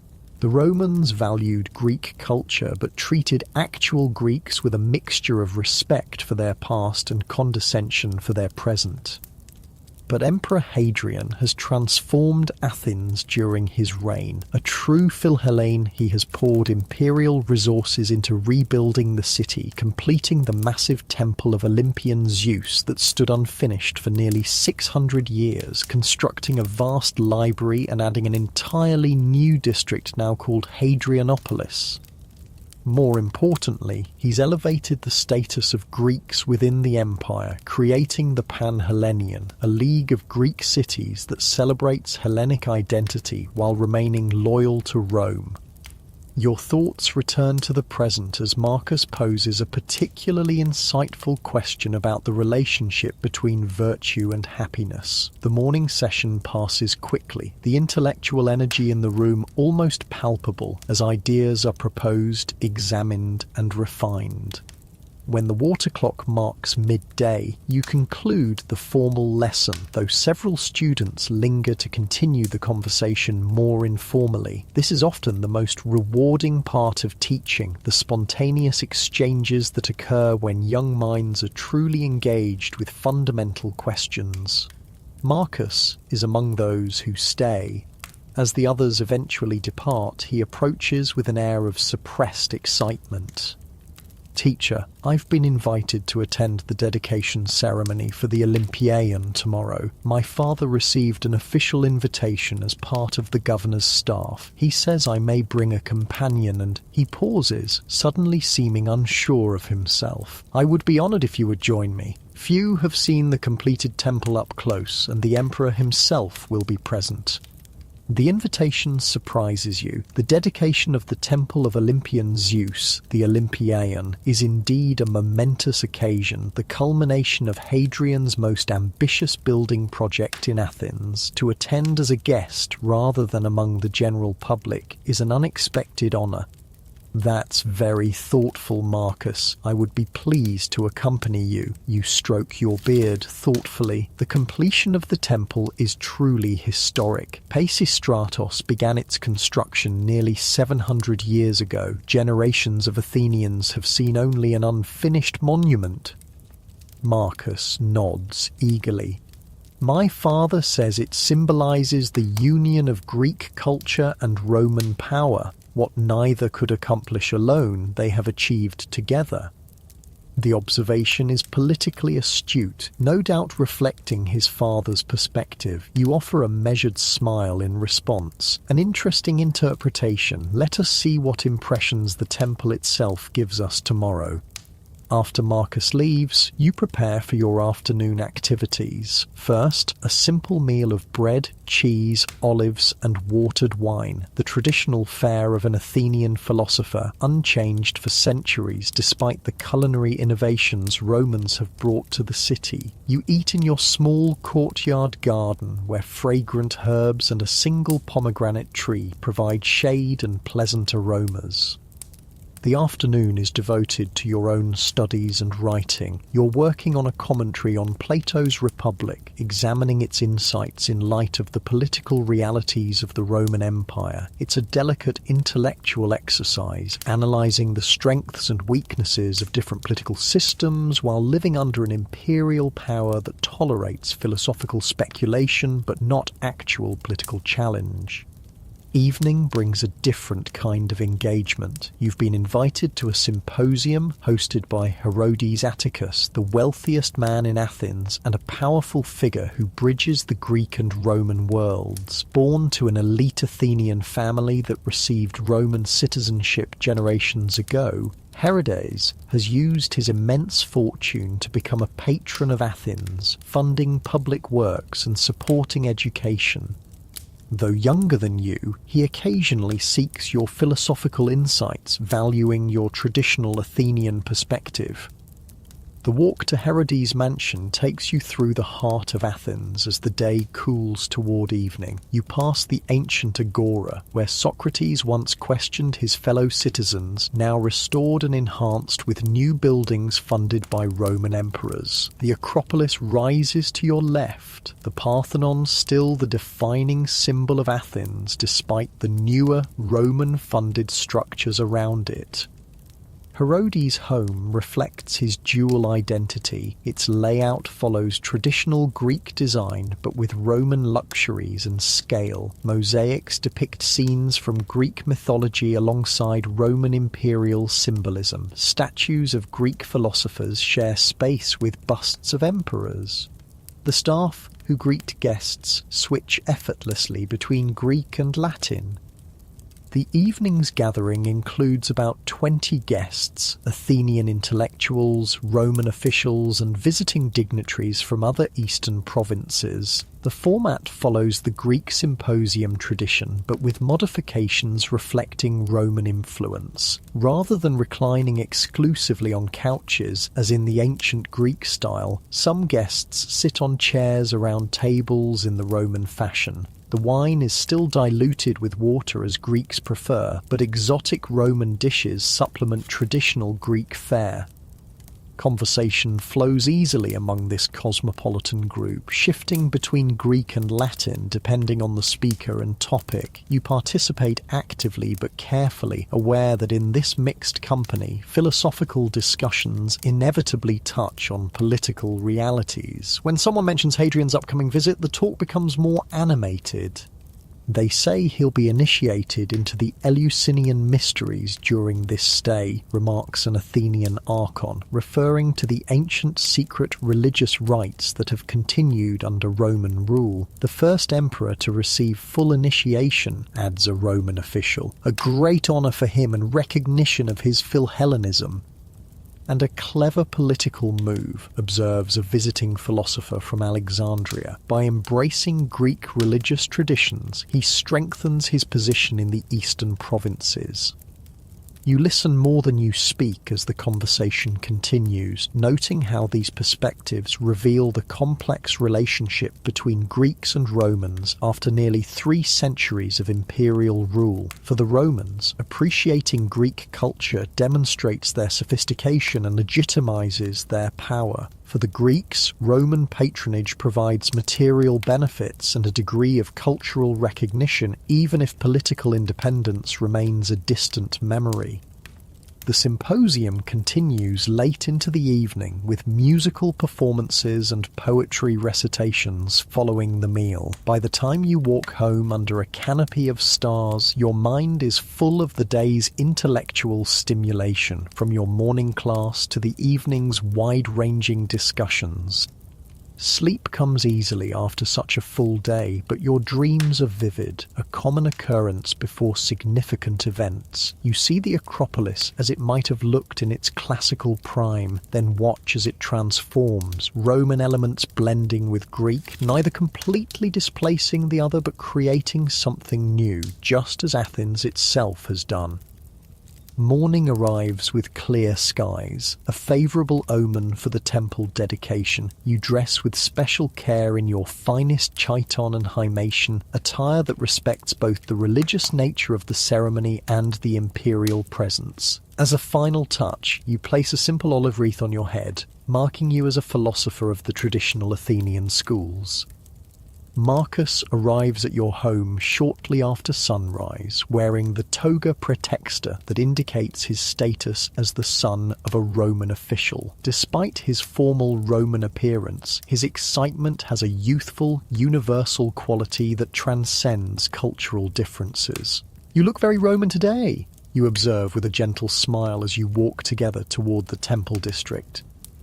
He glances down at his toga, adjusting its drape self-consciously. Father insisted. He says we represent Rome on this occasion. He looks at your distinctly Greek attire. And you represent Athens, I suppose. I represent myself, you correct mildly. But yes, in a way I carry a tradition with me. That's the privilege and burden of age. You become a living connection to the past.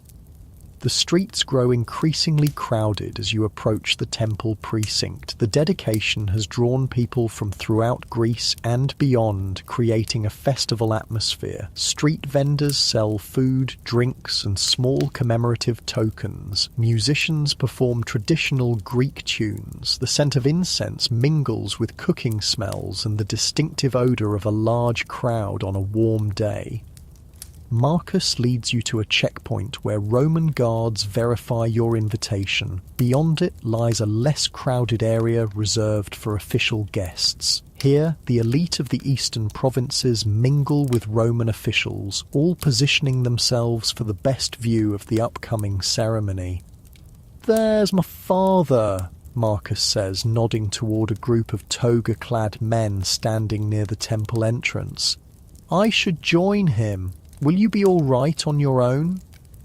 "I've managed far more challenging situations in my 55 years, you assure him with a smile. "Go. We'll find each other afterward." Left to your own devices, you take the opportunity to study the completed temple up close. The massive structure dominates the landscape, its Corinthian columns rising to an impressive height. The architecture follows Greek traditions but on a Roman scale, creating an effect that is both familiar and novel to your Athenian sensibilities.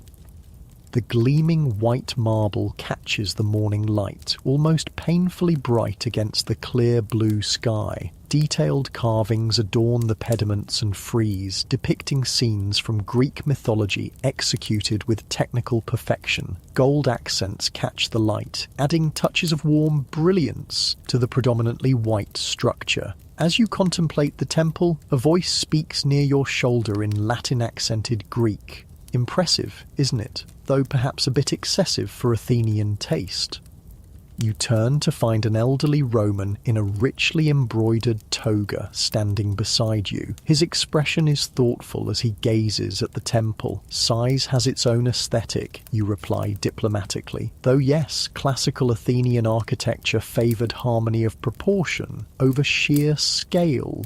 The Roman nods approvingly at your response. "Well said. I'm Publius alias Secundus, by the way. I serve on the Emperor's Architectural Council."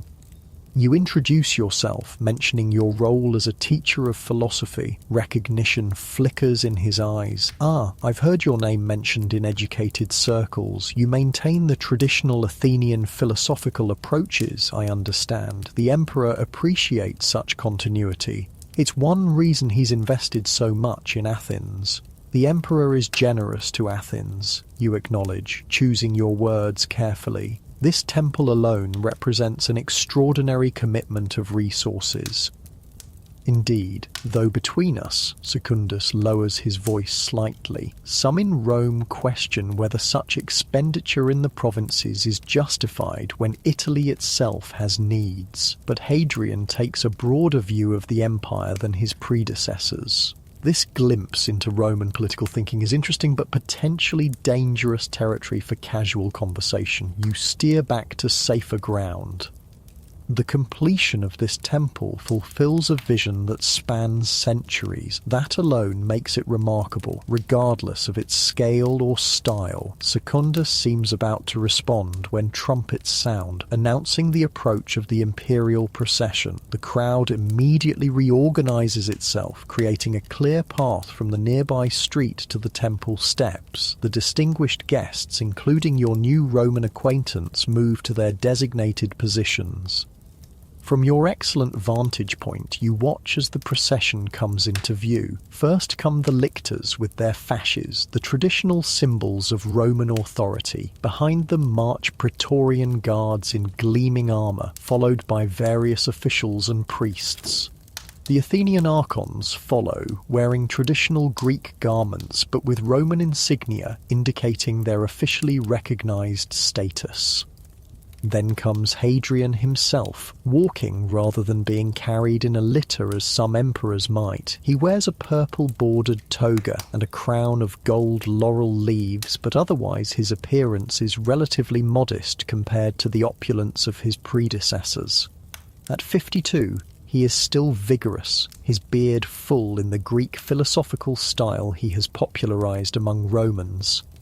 What strikes you most as he passes is his expression, genuinely engaged, observant, appreciative of his surroundings. Unlike some Roman officials who view provincial visits as a tedious obligation, Hadrian seems truly present in Athens. Perhaps this explains his popularity here, beyond the material benefits his patronage has brought.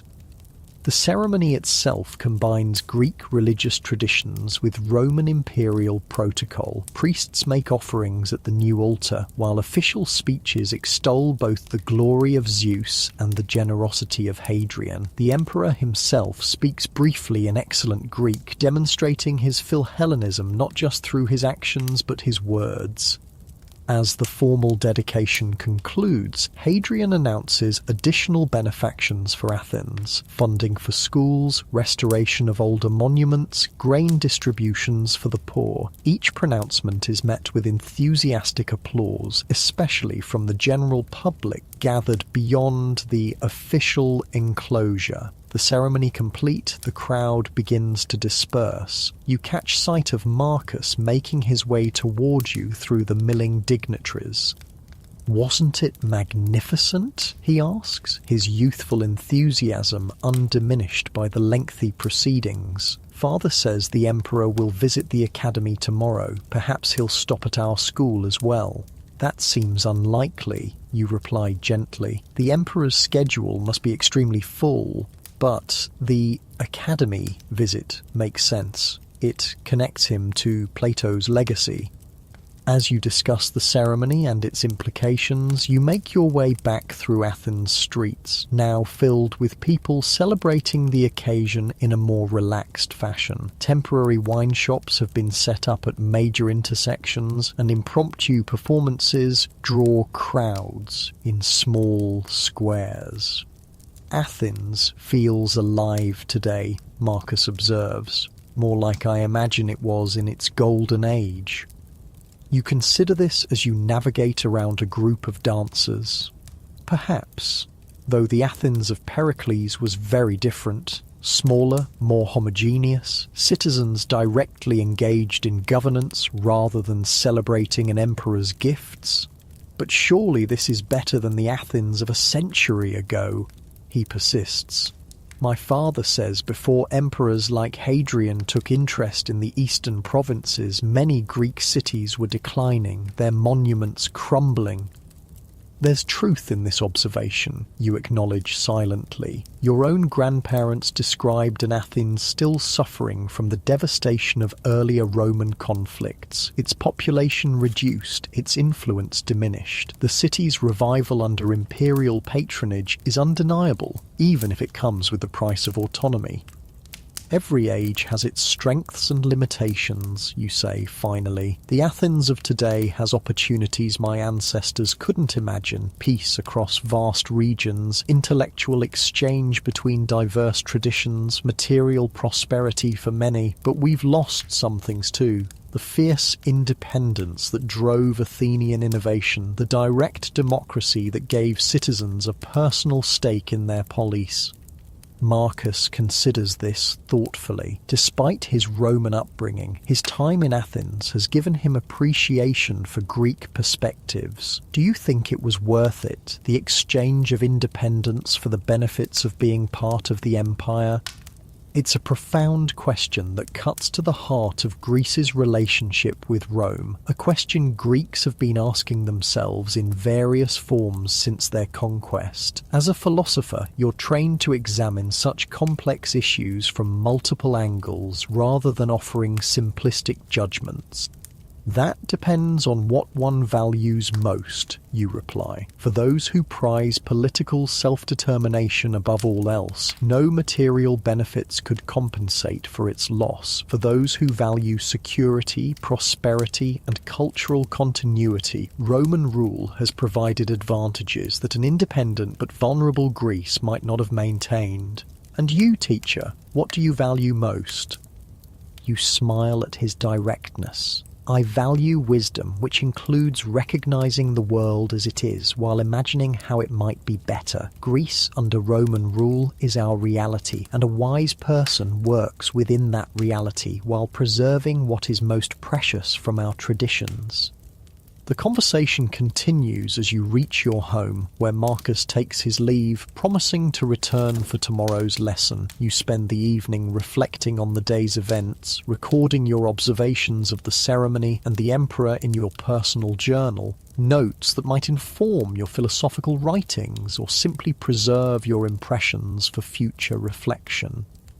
As night falls, you sit in your courtyard, listening to the sounds of celebration still echoing through Athens' streets. The completion of the Olympieion marks another step in the city's transformation under Roman influence, neither fully the classical Athens of history, nor simply another Roman provincial centre, but something unique to this moment in time. Your thoughts drift to the students you teach, especially those like Marcus who embody the blending of Greek and Roman perspectives. They are the future of this evolving world, inheritors of both traditions. What wisdom can you impart to help them navigate the complexities of identity and power, continuity and change? These questions follow you to your sleeping couch, where the physical fatigue of a long, stimulating day gradually overcomes your active mind. The distant sounds of the city, the gentle night breeze through your window, the familiar comfort of your home, all combine to ease you towards sleep. As consciousness begins to fade, your last thoughts are of the Olympieion, standing complete after 7 centuries, a monument that embodies both the endurance of Greek aspirations and the transformative impact of Roman power. Like Athens itself, it tells a story of conquest and adaptation, loss and renewal, ending and beginning, all flowing together in the river of time that carries you gently into dreams. The morning bells of Hagia Sophia echo across Constantinople, their bronze voices calling the faithful to prayer. You pause in your writing, lifting your eyes from the parchment to gaze out the window at the city spread below, a magnificent panorama of domes, spires, and palaces gleaming in the early light. The sea beyond sparkles like scattered gems, dotted with ships from every corner of the known world. The year is 532 AD, and you are a Greek scholar in the imperial court of Emperor Justinian I. At 45, you've risen to become one of the emperor's trusted advisors on matters of law, history, and classical learning. Your spacious study in the palace complex offers this breathtaking view of the city that Romans now call Nova Roma, New Rome, though most people use its older name, Constantinople. You set down your quill and stretch your fingers, stiff from hours of careful writing. The manuscript before you is part of a monumental project, the codification of Roman law that Justinian has commissioned. For 2 years now, you've been working with a team of legal scholars to collect, organize and clarify centuries of Roman legal precedent into what will eventually be called the Corpus Juris Civilis, the body of civil law. It's exacting work that requires not only legal knowledge but also a command of both Latin and Greek. The final texts will be in Latin, the traditional language of Roman law, but many of the discussions and drafts are in Greek, which has become the predominant language of the Eastern Empire. This linguistic duality is just one example of how the empire you serve is both deeply Roman and fundamentally Greek.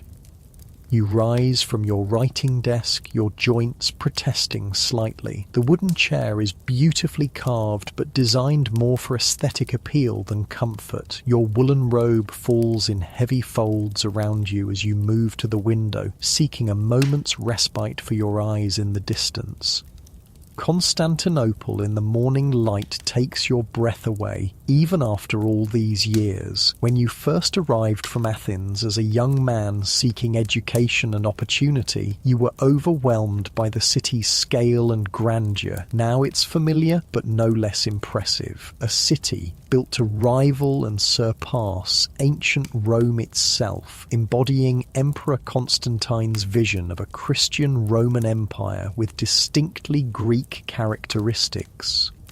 The soft knock at your door pulls you from your contemplation. Your assistant Theodoros enters, a young man from a good family in Antioch, who reminds you of yourself 20 years ago, eager, scholarly, caught between the classical past and the Christian present. The morning dispatches have arrived, he says, holding a bundle of sealed documents. And Tribune Belisarius requests an audience at your convenience. He's returned from the frontier with reports he says will interest you. You nod, turning reluctantly from the window. Bring the dispatches here. I'll see Belisarius in the small audience chamber at the 3rd hour. As Theodoros arranges the documents on your desk, you notice unusual tension in his normally composed features. What is it, you ask? Something in the dispatches? He hesitates. Rumours, Kyrie. From the forum, they say the Blues and Greens were fighting again last night. 3 dead, a shop burned. He lowers his voice. Some are saying it's more than just chariot racing factions now, that there's talk against the Emperor himself. You frown. The rivalry between the Blues and Greens, ostensibly supporters of different chariot racing teams, has increasingly become a vehicle for political and religious disputes. What began centuries ago as simple sports fandom has evolved into something more complex and dangerous in the densely packed, politically charged atmosphere of Constantinople.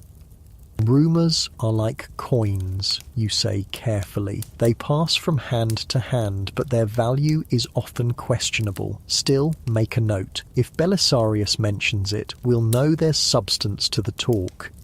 After Theodoros withdraws, you turn your attention to the dispatches, reports from provincial governors, diplomatic communications from neighbouring kingdoms, intelligence from agents in the Western territories now controlled by Germanic rulers. The Roman Empire in the West fell officially in 476 AD, but the eastern half, your half, continues to thrive, still calling itself Roman, though increasingly Greek in language and culture. One dispatch particularly catches your attention, a report from Alexandria about the discovery of several ancient texts in a private collection, including philosophical works thought lost during the fire that damaged the famous library centuries ago. The governor requests guidance on whether these should be sent to Constantinople for the imperial library. You make a note to recommend their acquisition. Though the empire is now Christian, Justinian values knowledge from all sources. The preservation of classical learning remains a priority, especially for someone like you who serves as a bridge between the pagan past and Christian present. Before meeting Belisarius, you take time to visit the small private chapel attached to your quarters. Though you were raised in the traditions of classical Greek learning, you embraced Christianity in your youth, finding in it elements that resonated with the philosophical teachings you most valued. Your faith, like that of many educated Greeks in the empire, blends Christian theology with Neoplatonic concepts in ways that would puzzle both the original Athenian philosophers and the early Christian fathers. The chapel is intimate and serene, its walls adorned with icons in the Greek style, flat, stylized images of Christ, the Virgin Mary, and saints, their eyes large and penetrating, their expressions solemn. Gold leaf catches the light from small windows and oil lamps, creating an atmosphere of otherworldly radiance. You light a candle, make the sign of the cross in the Eastern manner, right to left, unlike the Western practice, and offer a brief prayer for wisdom in your duties. The familiar ritual centers you, connecting your daily work to higher purpose. By the time you reach the small audience chamber, Belisarius is waiting. Though only 30, he's already distinguished himself as one of Justinian's most capable military commanders. Tall and broad-shouldered, he carries himself with the confident bearing of a soldier, though his expression is thoughtful rather than martial. "My friend," he greets you warmly in Greek, clasping your forearm in the Roman military style. "It's good to see you looking well. The legal project hasn't buried you in scrolls yet, I see."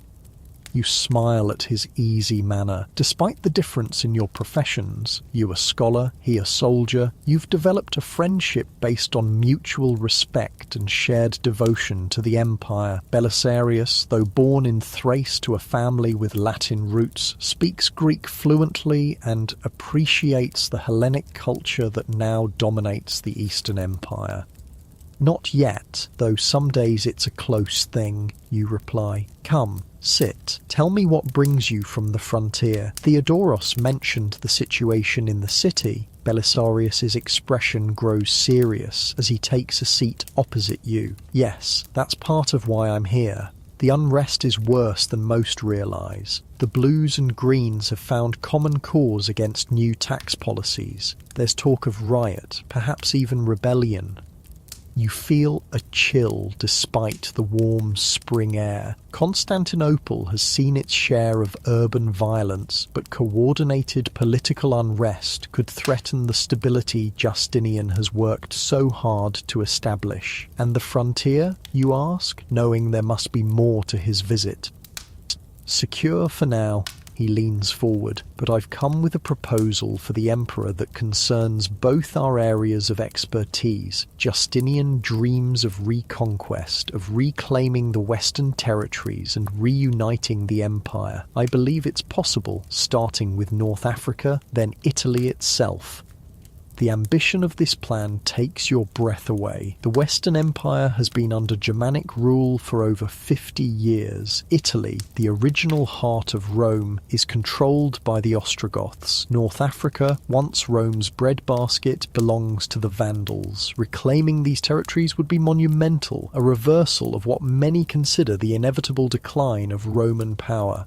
And how do I factor into this grand strategy, you ask, though you begin to see the connection? Your work on the legal codex, Belisarius explains, it's not just an academic exercise. By clarifying and preserving Roman law, you're creating the administrative foundation for reconquest. We need more than military victory. We need to re-establish Roman governance in territories that have adapted to barbarian rule for generations.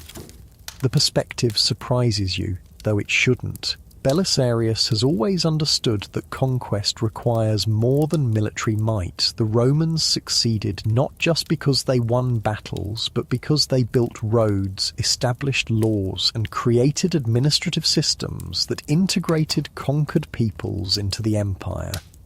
Your conversation continues, touching on military strategy, legal principles, and the complex politics of the imperial court. Belisarius reveals that he has already discussed preliminary plans with Justinian, who is receptive but cautious, aware of the resources such an ambitious campaign would require. As your meeting concludes, Belisarius pauses at the door. "There's one more thing you should know. The Empress is particularly supportive of the reconquest plans." This information is significant. Theodora, Justinian's wife, wields considerable influence despite, or perhaps because of, her unconventional background. Born to a bearkeeper at the Hippodrome and formerly an actress, a profession then associated with moral laxity, she rose to become perhaps the most powerful woman in the empire's history. Her intelligence and determination match her legendary beauty, and Justinian relies heavily on her counsel. That may prove decisive, you acknowledge. The Emperor rarely acts against her judgment. After Belisarius departs, you return to your study, your mind now occupied with larger concerns than the morning's legal manuscripts. The possibility of reconquest raises profound questions about the nature and future of the empire you serve. Is it still truly Roman, despite its increasingly Greek character? Would reclaiming the Western territories strengthen this Roman identity, or simply stretch resources too thin? And what would reconnection with the Latin West mean for the Hellenic culture that has flourished in the East? These questions accompany you through the rest of your day's duties, reviewing legal translations, attending a meeting of Justinian's advisory council, and supervising scribes copying finalized sections of the legal codex. By evening, you're mentally exhausted, but still restless with the implications of Belisarius's visit. Rather than retiring directly to your quarters, you decide to walk along the palace portico that overlooks the city. The evening air is pleasant, carrying the mingled scents of the sea, cooking fires and distant gardens. Below, Constantinople transitions from day to night. Lamps being lit in wealthier homes, the streets gradually emptying as curfew approaches, the calls of street vendors replaced by the occasional shout of night watchmen. From this vantage point, you can see the hippodrome where tomorrow's races will inflame the passions of blues and greens, the great public square where imperial proclamations are read, and the domed silhouette of Hagia Sophia, the Church of Holy Wisdom. Justinian's magnificent architectural achievement still under construction after the previous church was destroyed in earlier riots.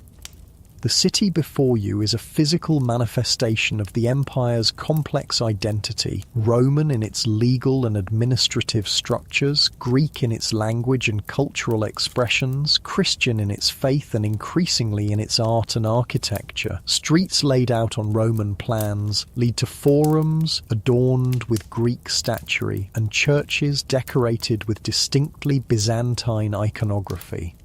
As darkness falls completely, the city becomes a constellation of lights below the star-filled sky. You find yourself reflecting on the long journey that brought Greece and Rome to this moment, from conquest to coexistence to synthesis. When Roman legions first defeated the Macedonian phalanx at Cynocephalae in 197 BC, who could have imagined that Greek culture would so thoroughly permeate Roman society? When Augustus defeated Antony and Cleopatra at Actium in 31 BC, consolidating Roman control over the Hellenistic East, who would have predicted that Greek would one day become the predominant language of the surviving Roman Empire? History takes unexpected turns, you muse. Rome conquered Greece militarily, but Greece conquered Rome culturally. The Romans who came as conquerors became the preservers and transmitters of Greek learning. The Greek subjects who lost political independence gained an empire-wide audience for their philosophy, literature, art, and eventually their language. And now this Greco-Roman synthesis faces new challenges and opportunities. The Western territories have been lost, but perhaps not permanently. The old pagan religions have given way to Christianity, but classical learning continues under Christian patronage. The Latin language has receded in the East, but Roman law and administrative systems remain foundational. Lost in these thoughts, you barely notice the servant who respectfully approaches to remind you of the late hour. You nod acknowledgement and turn toward your quarters, your mind still tracing the intricate patterns of cultural evolution that have shaped your world. Your sleeping chamber is comfortable but not ostentatious, reflecting your status as a high-ranking imperial advisor without the extravagance that might seem unseemly for a man of learning. A large bed with a feather mattress and silk coverings occupies one wall. Shelves hold your personal collection of books, codices rather than scrolls, the newer format that has largely replaced the ancient way of preserving texts. An icon of Christ Pantocrator, Christ the All-Ruler, watches over the room from the eastern wall, while a small bust of Aristotle on a pedestal represents your continued connection to the classical tradition. Your body servant has prepared the room for night, fresh water in the basin, a lamp burning low, the bed turned down invitingly. You dismiss him with a word of thanks, preferring solitude for your evening prayers and reflection. As you prepare for sleep, removing your formal robes and washing the day's dust from your face and hands, your thoughts return to Belisarius's proposal. If Justinian attempts to reconquer the Western territories, you'll likely play a significant role, not on the battlefield, but in the administrative reconstruction that would follow military victory. Your work on the legal codex would provide the framework for re-establishing Roman governance in regions that have developed their own systems under Germanic rule. It would be the ultimate test of whether the empire is still truly Roman despite its evolution, whether it can reintegrate territories that have diverged culturally, linguistically, and politically for generations. The challenge is enormous, but the potential reward is the restoration of a unified Mediterranean world under Roman law, Greek culture, and Christian faith. You extinguish the lamp and lie back on your bed, allowing your body to relax into the soft mattress. Through the window, you can see a slice of night sky, the stars seemingly suspended in the darkness like distant lamps. Your breathing slows, and your mind begins the transition from active thought to the gentler rhythms of pre-sleep contemplation. In this liminal state between wakefulness and dreams, your thoughts drift across time and space, connecting your present circumstances to the long history that preceded them. You see Athens in its golden age, the philosophical schools where Socrates, Plato, and Aristotle once taught. You see the Macedonian army under Philip and Alexander transforming the Greek world through conquest and cultural diffusion. You see Roman legions marching into Greece, bringing an end to political independence, but unwittingly becoming vessels for the spread of Hellenic ideas. These historical visions are not just abstract knowledge for you, they're part of your identity, strands in the complex tapestry of your world. You are a Greek by language and culture, a Roman by citizenship and political allegiance, a Christian by faith. Each of these identities has deep historical roots, and together they define not just you, but the entire Eastern Empire. As sleep begins to claim you more fully, your thoughts become less structured, more dreamlike. Images and sensations blend together, the gleaming dome of Hagia Sophia, the feel of parchment beneath your fingers, the sound of Greek liturgy chanted in church, the smell of incense and sea air, the taste of wine sweetened with honey. The boundaries between historical periods blur in your drowsy mind. You see the Parthenon as it looked in Pericles' time, then as it appeared after becoming a Roman temple, and finally as it exists in your own day, converted to a Christian church dedicated to the Virgin Mary. The building remains physically the same in its essential structure, yet its meaning and purpose have transformed completely over the centuries. Is this not a metaphor for the empire itself? You wonder in that floating philosophical state that precedes dreams. The structures of Roman governance remain, but their cultural and spiritual content has evolved. The empire has reinvented itself while maintaining continuity with its past, adapting, absorbing, transforming, yet persisting.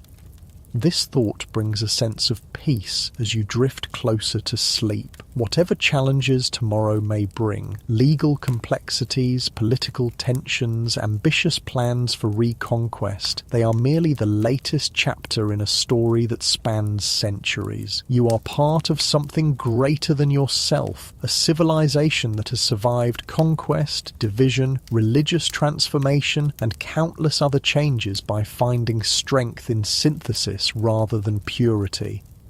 Your breathing deepens, your muscles fully relaxed now. The distant sounds of the city, a dog barking, the call of a night watchman, the faint chanting from a monastery create a soothing backdrop that further lulls you toward unconsciousness. The weight of your responsibilities temporarily lifts, replaced by the comforting weight of your blankets and the knowledge that you are exactly where you should be in the flow of history.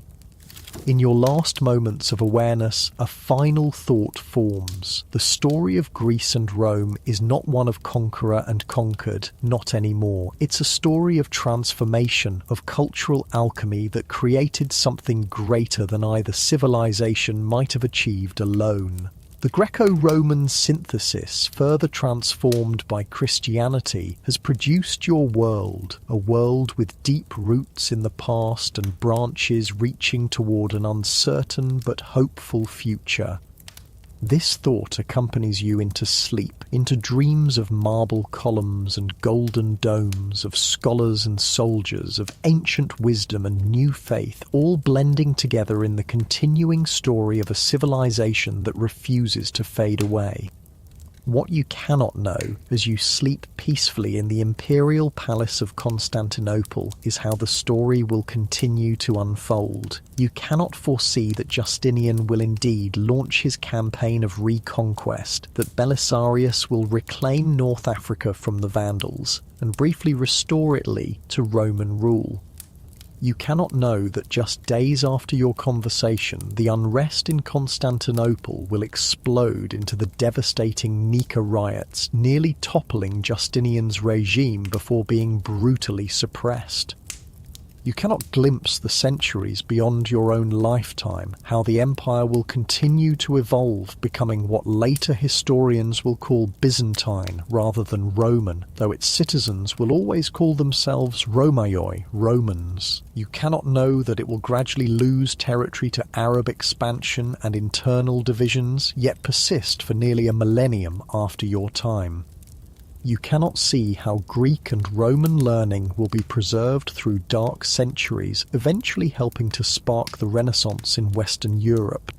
All of this lies in the future, beyond your dreams, but perhaps some intuition of this continuing story, this endurance beyond conquest and transformation, contributes to your peaceful sleep. For tonight, at least, you rest in the certainty that Greece and Rome have found a way to endure together, their destinies intertwined like threads in the imperial purple that symbolizes the power you serve. And so you sleep, a Greek scholar in a Roman empire, dreaming perhaps of Plato's Republic or Cicero's orations or the Psalms of David, all part of the cultural inheritance that conquest could not erase but only transform. Your breathing matches the eternal rhythm of the nearby sea that connected Greece and Rome in ancient times and still binds together the Mediterranean world. The stars wheel slowly overhead, the same stars that shone down on Pericles and Caesar, on Aristotle and Augustus, on Constantine, and now on you.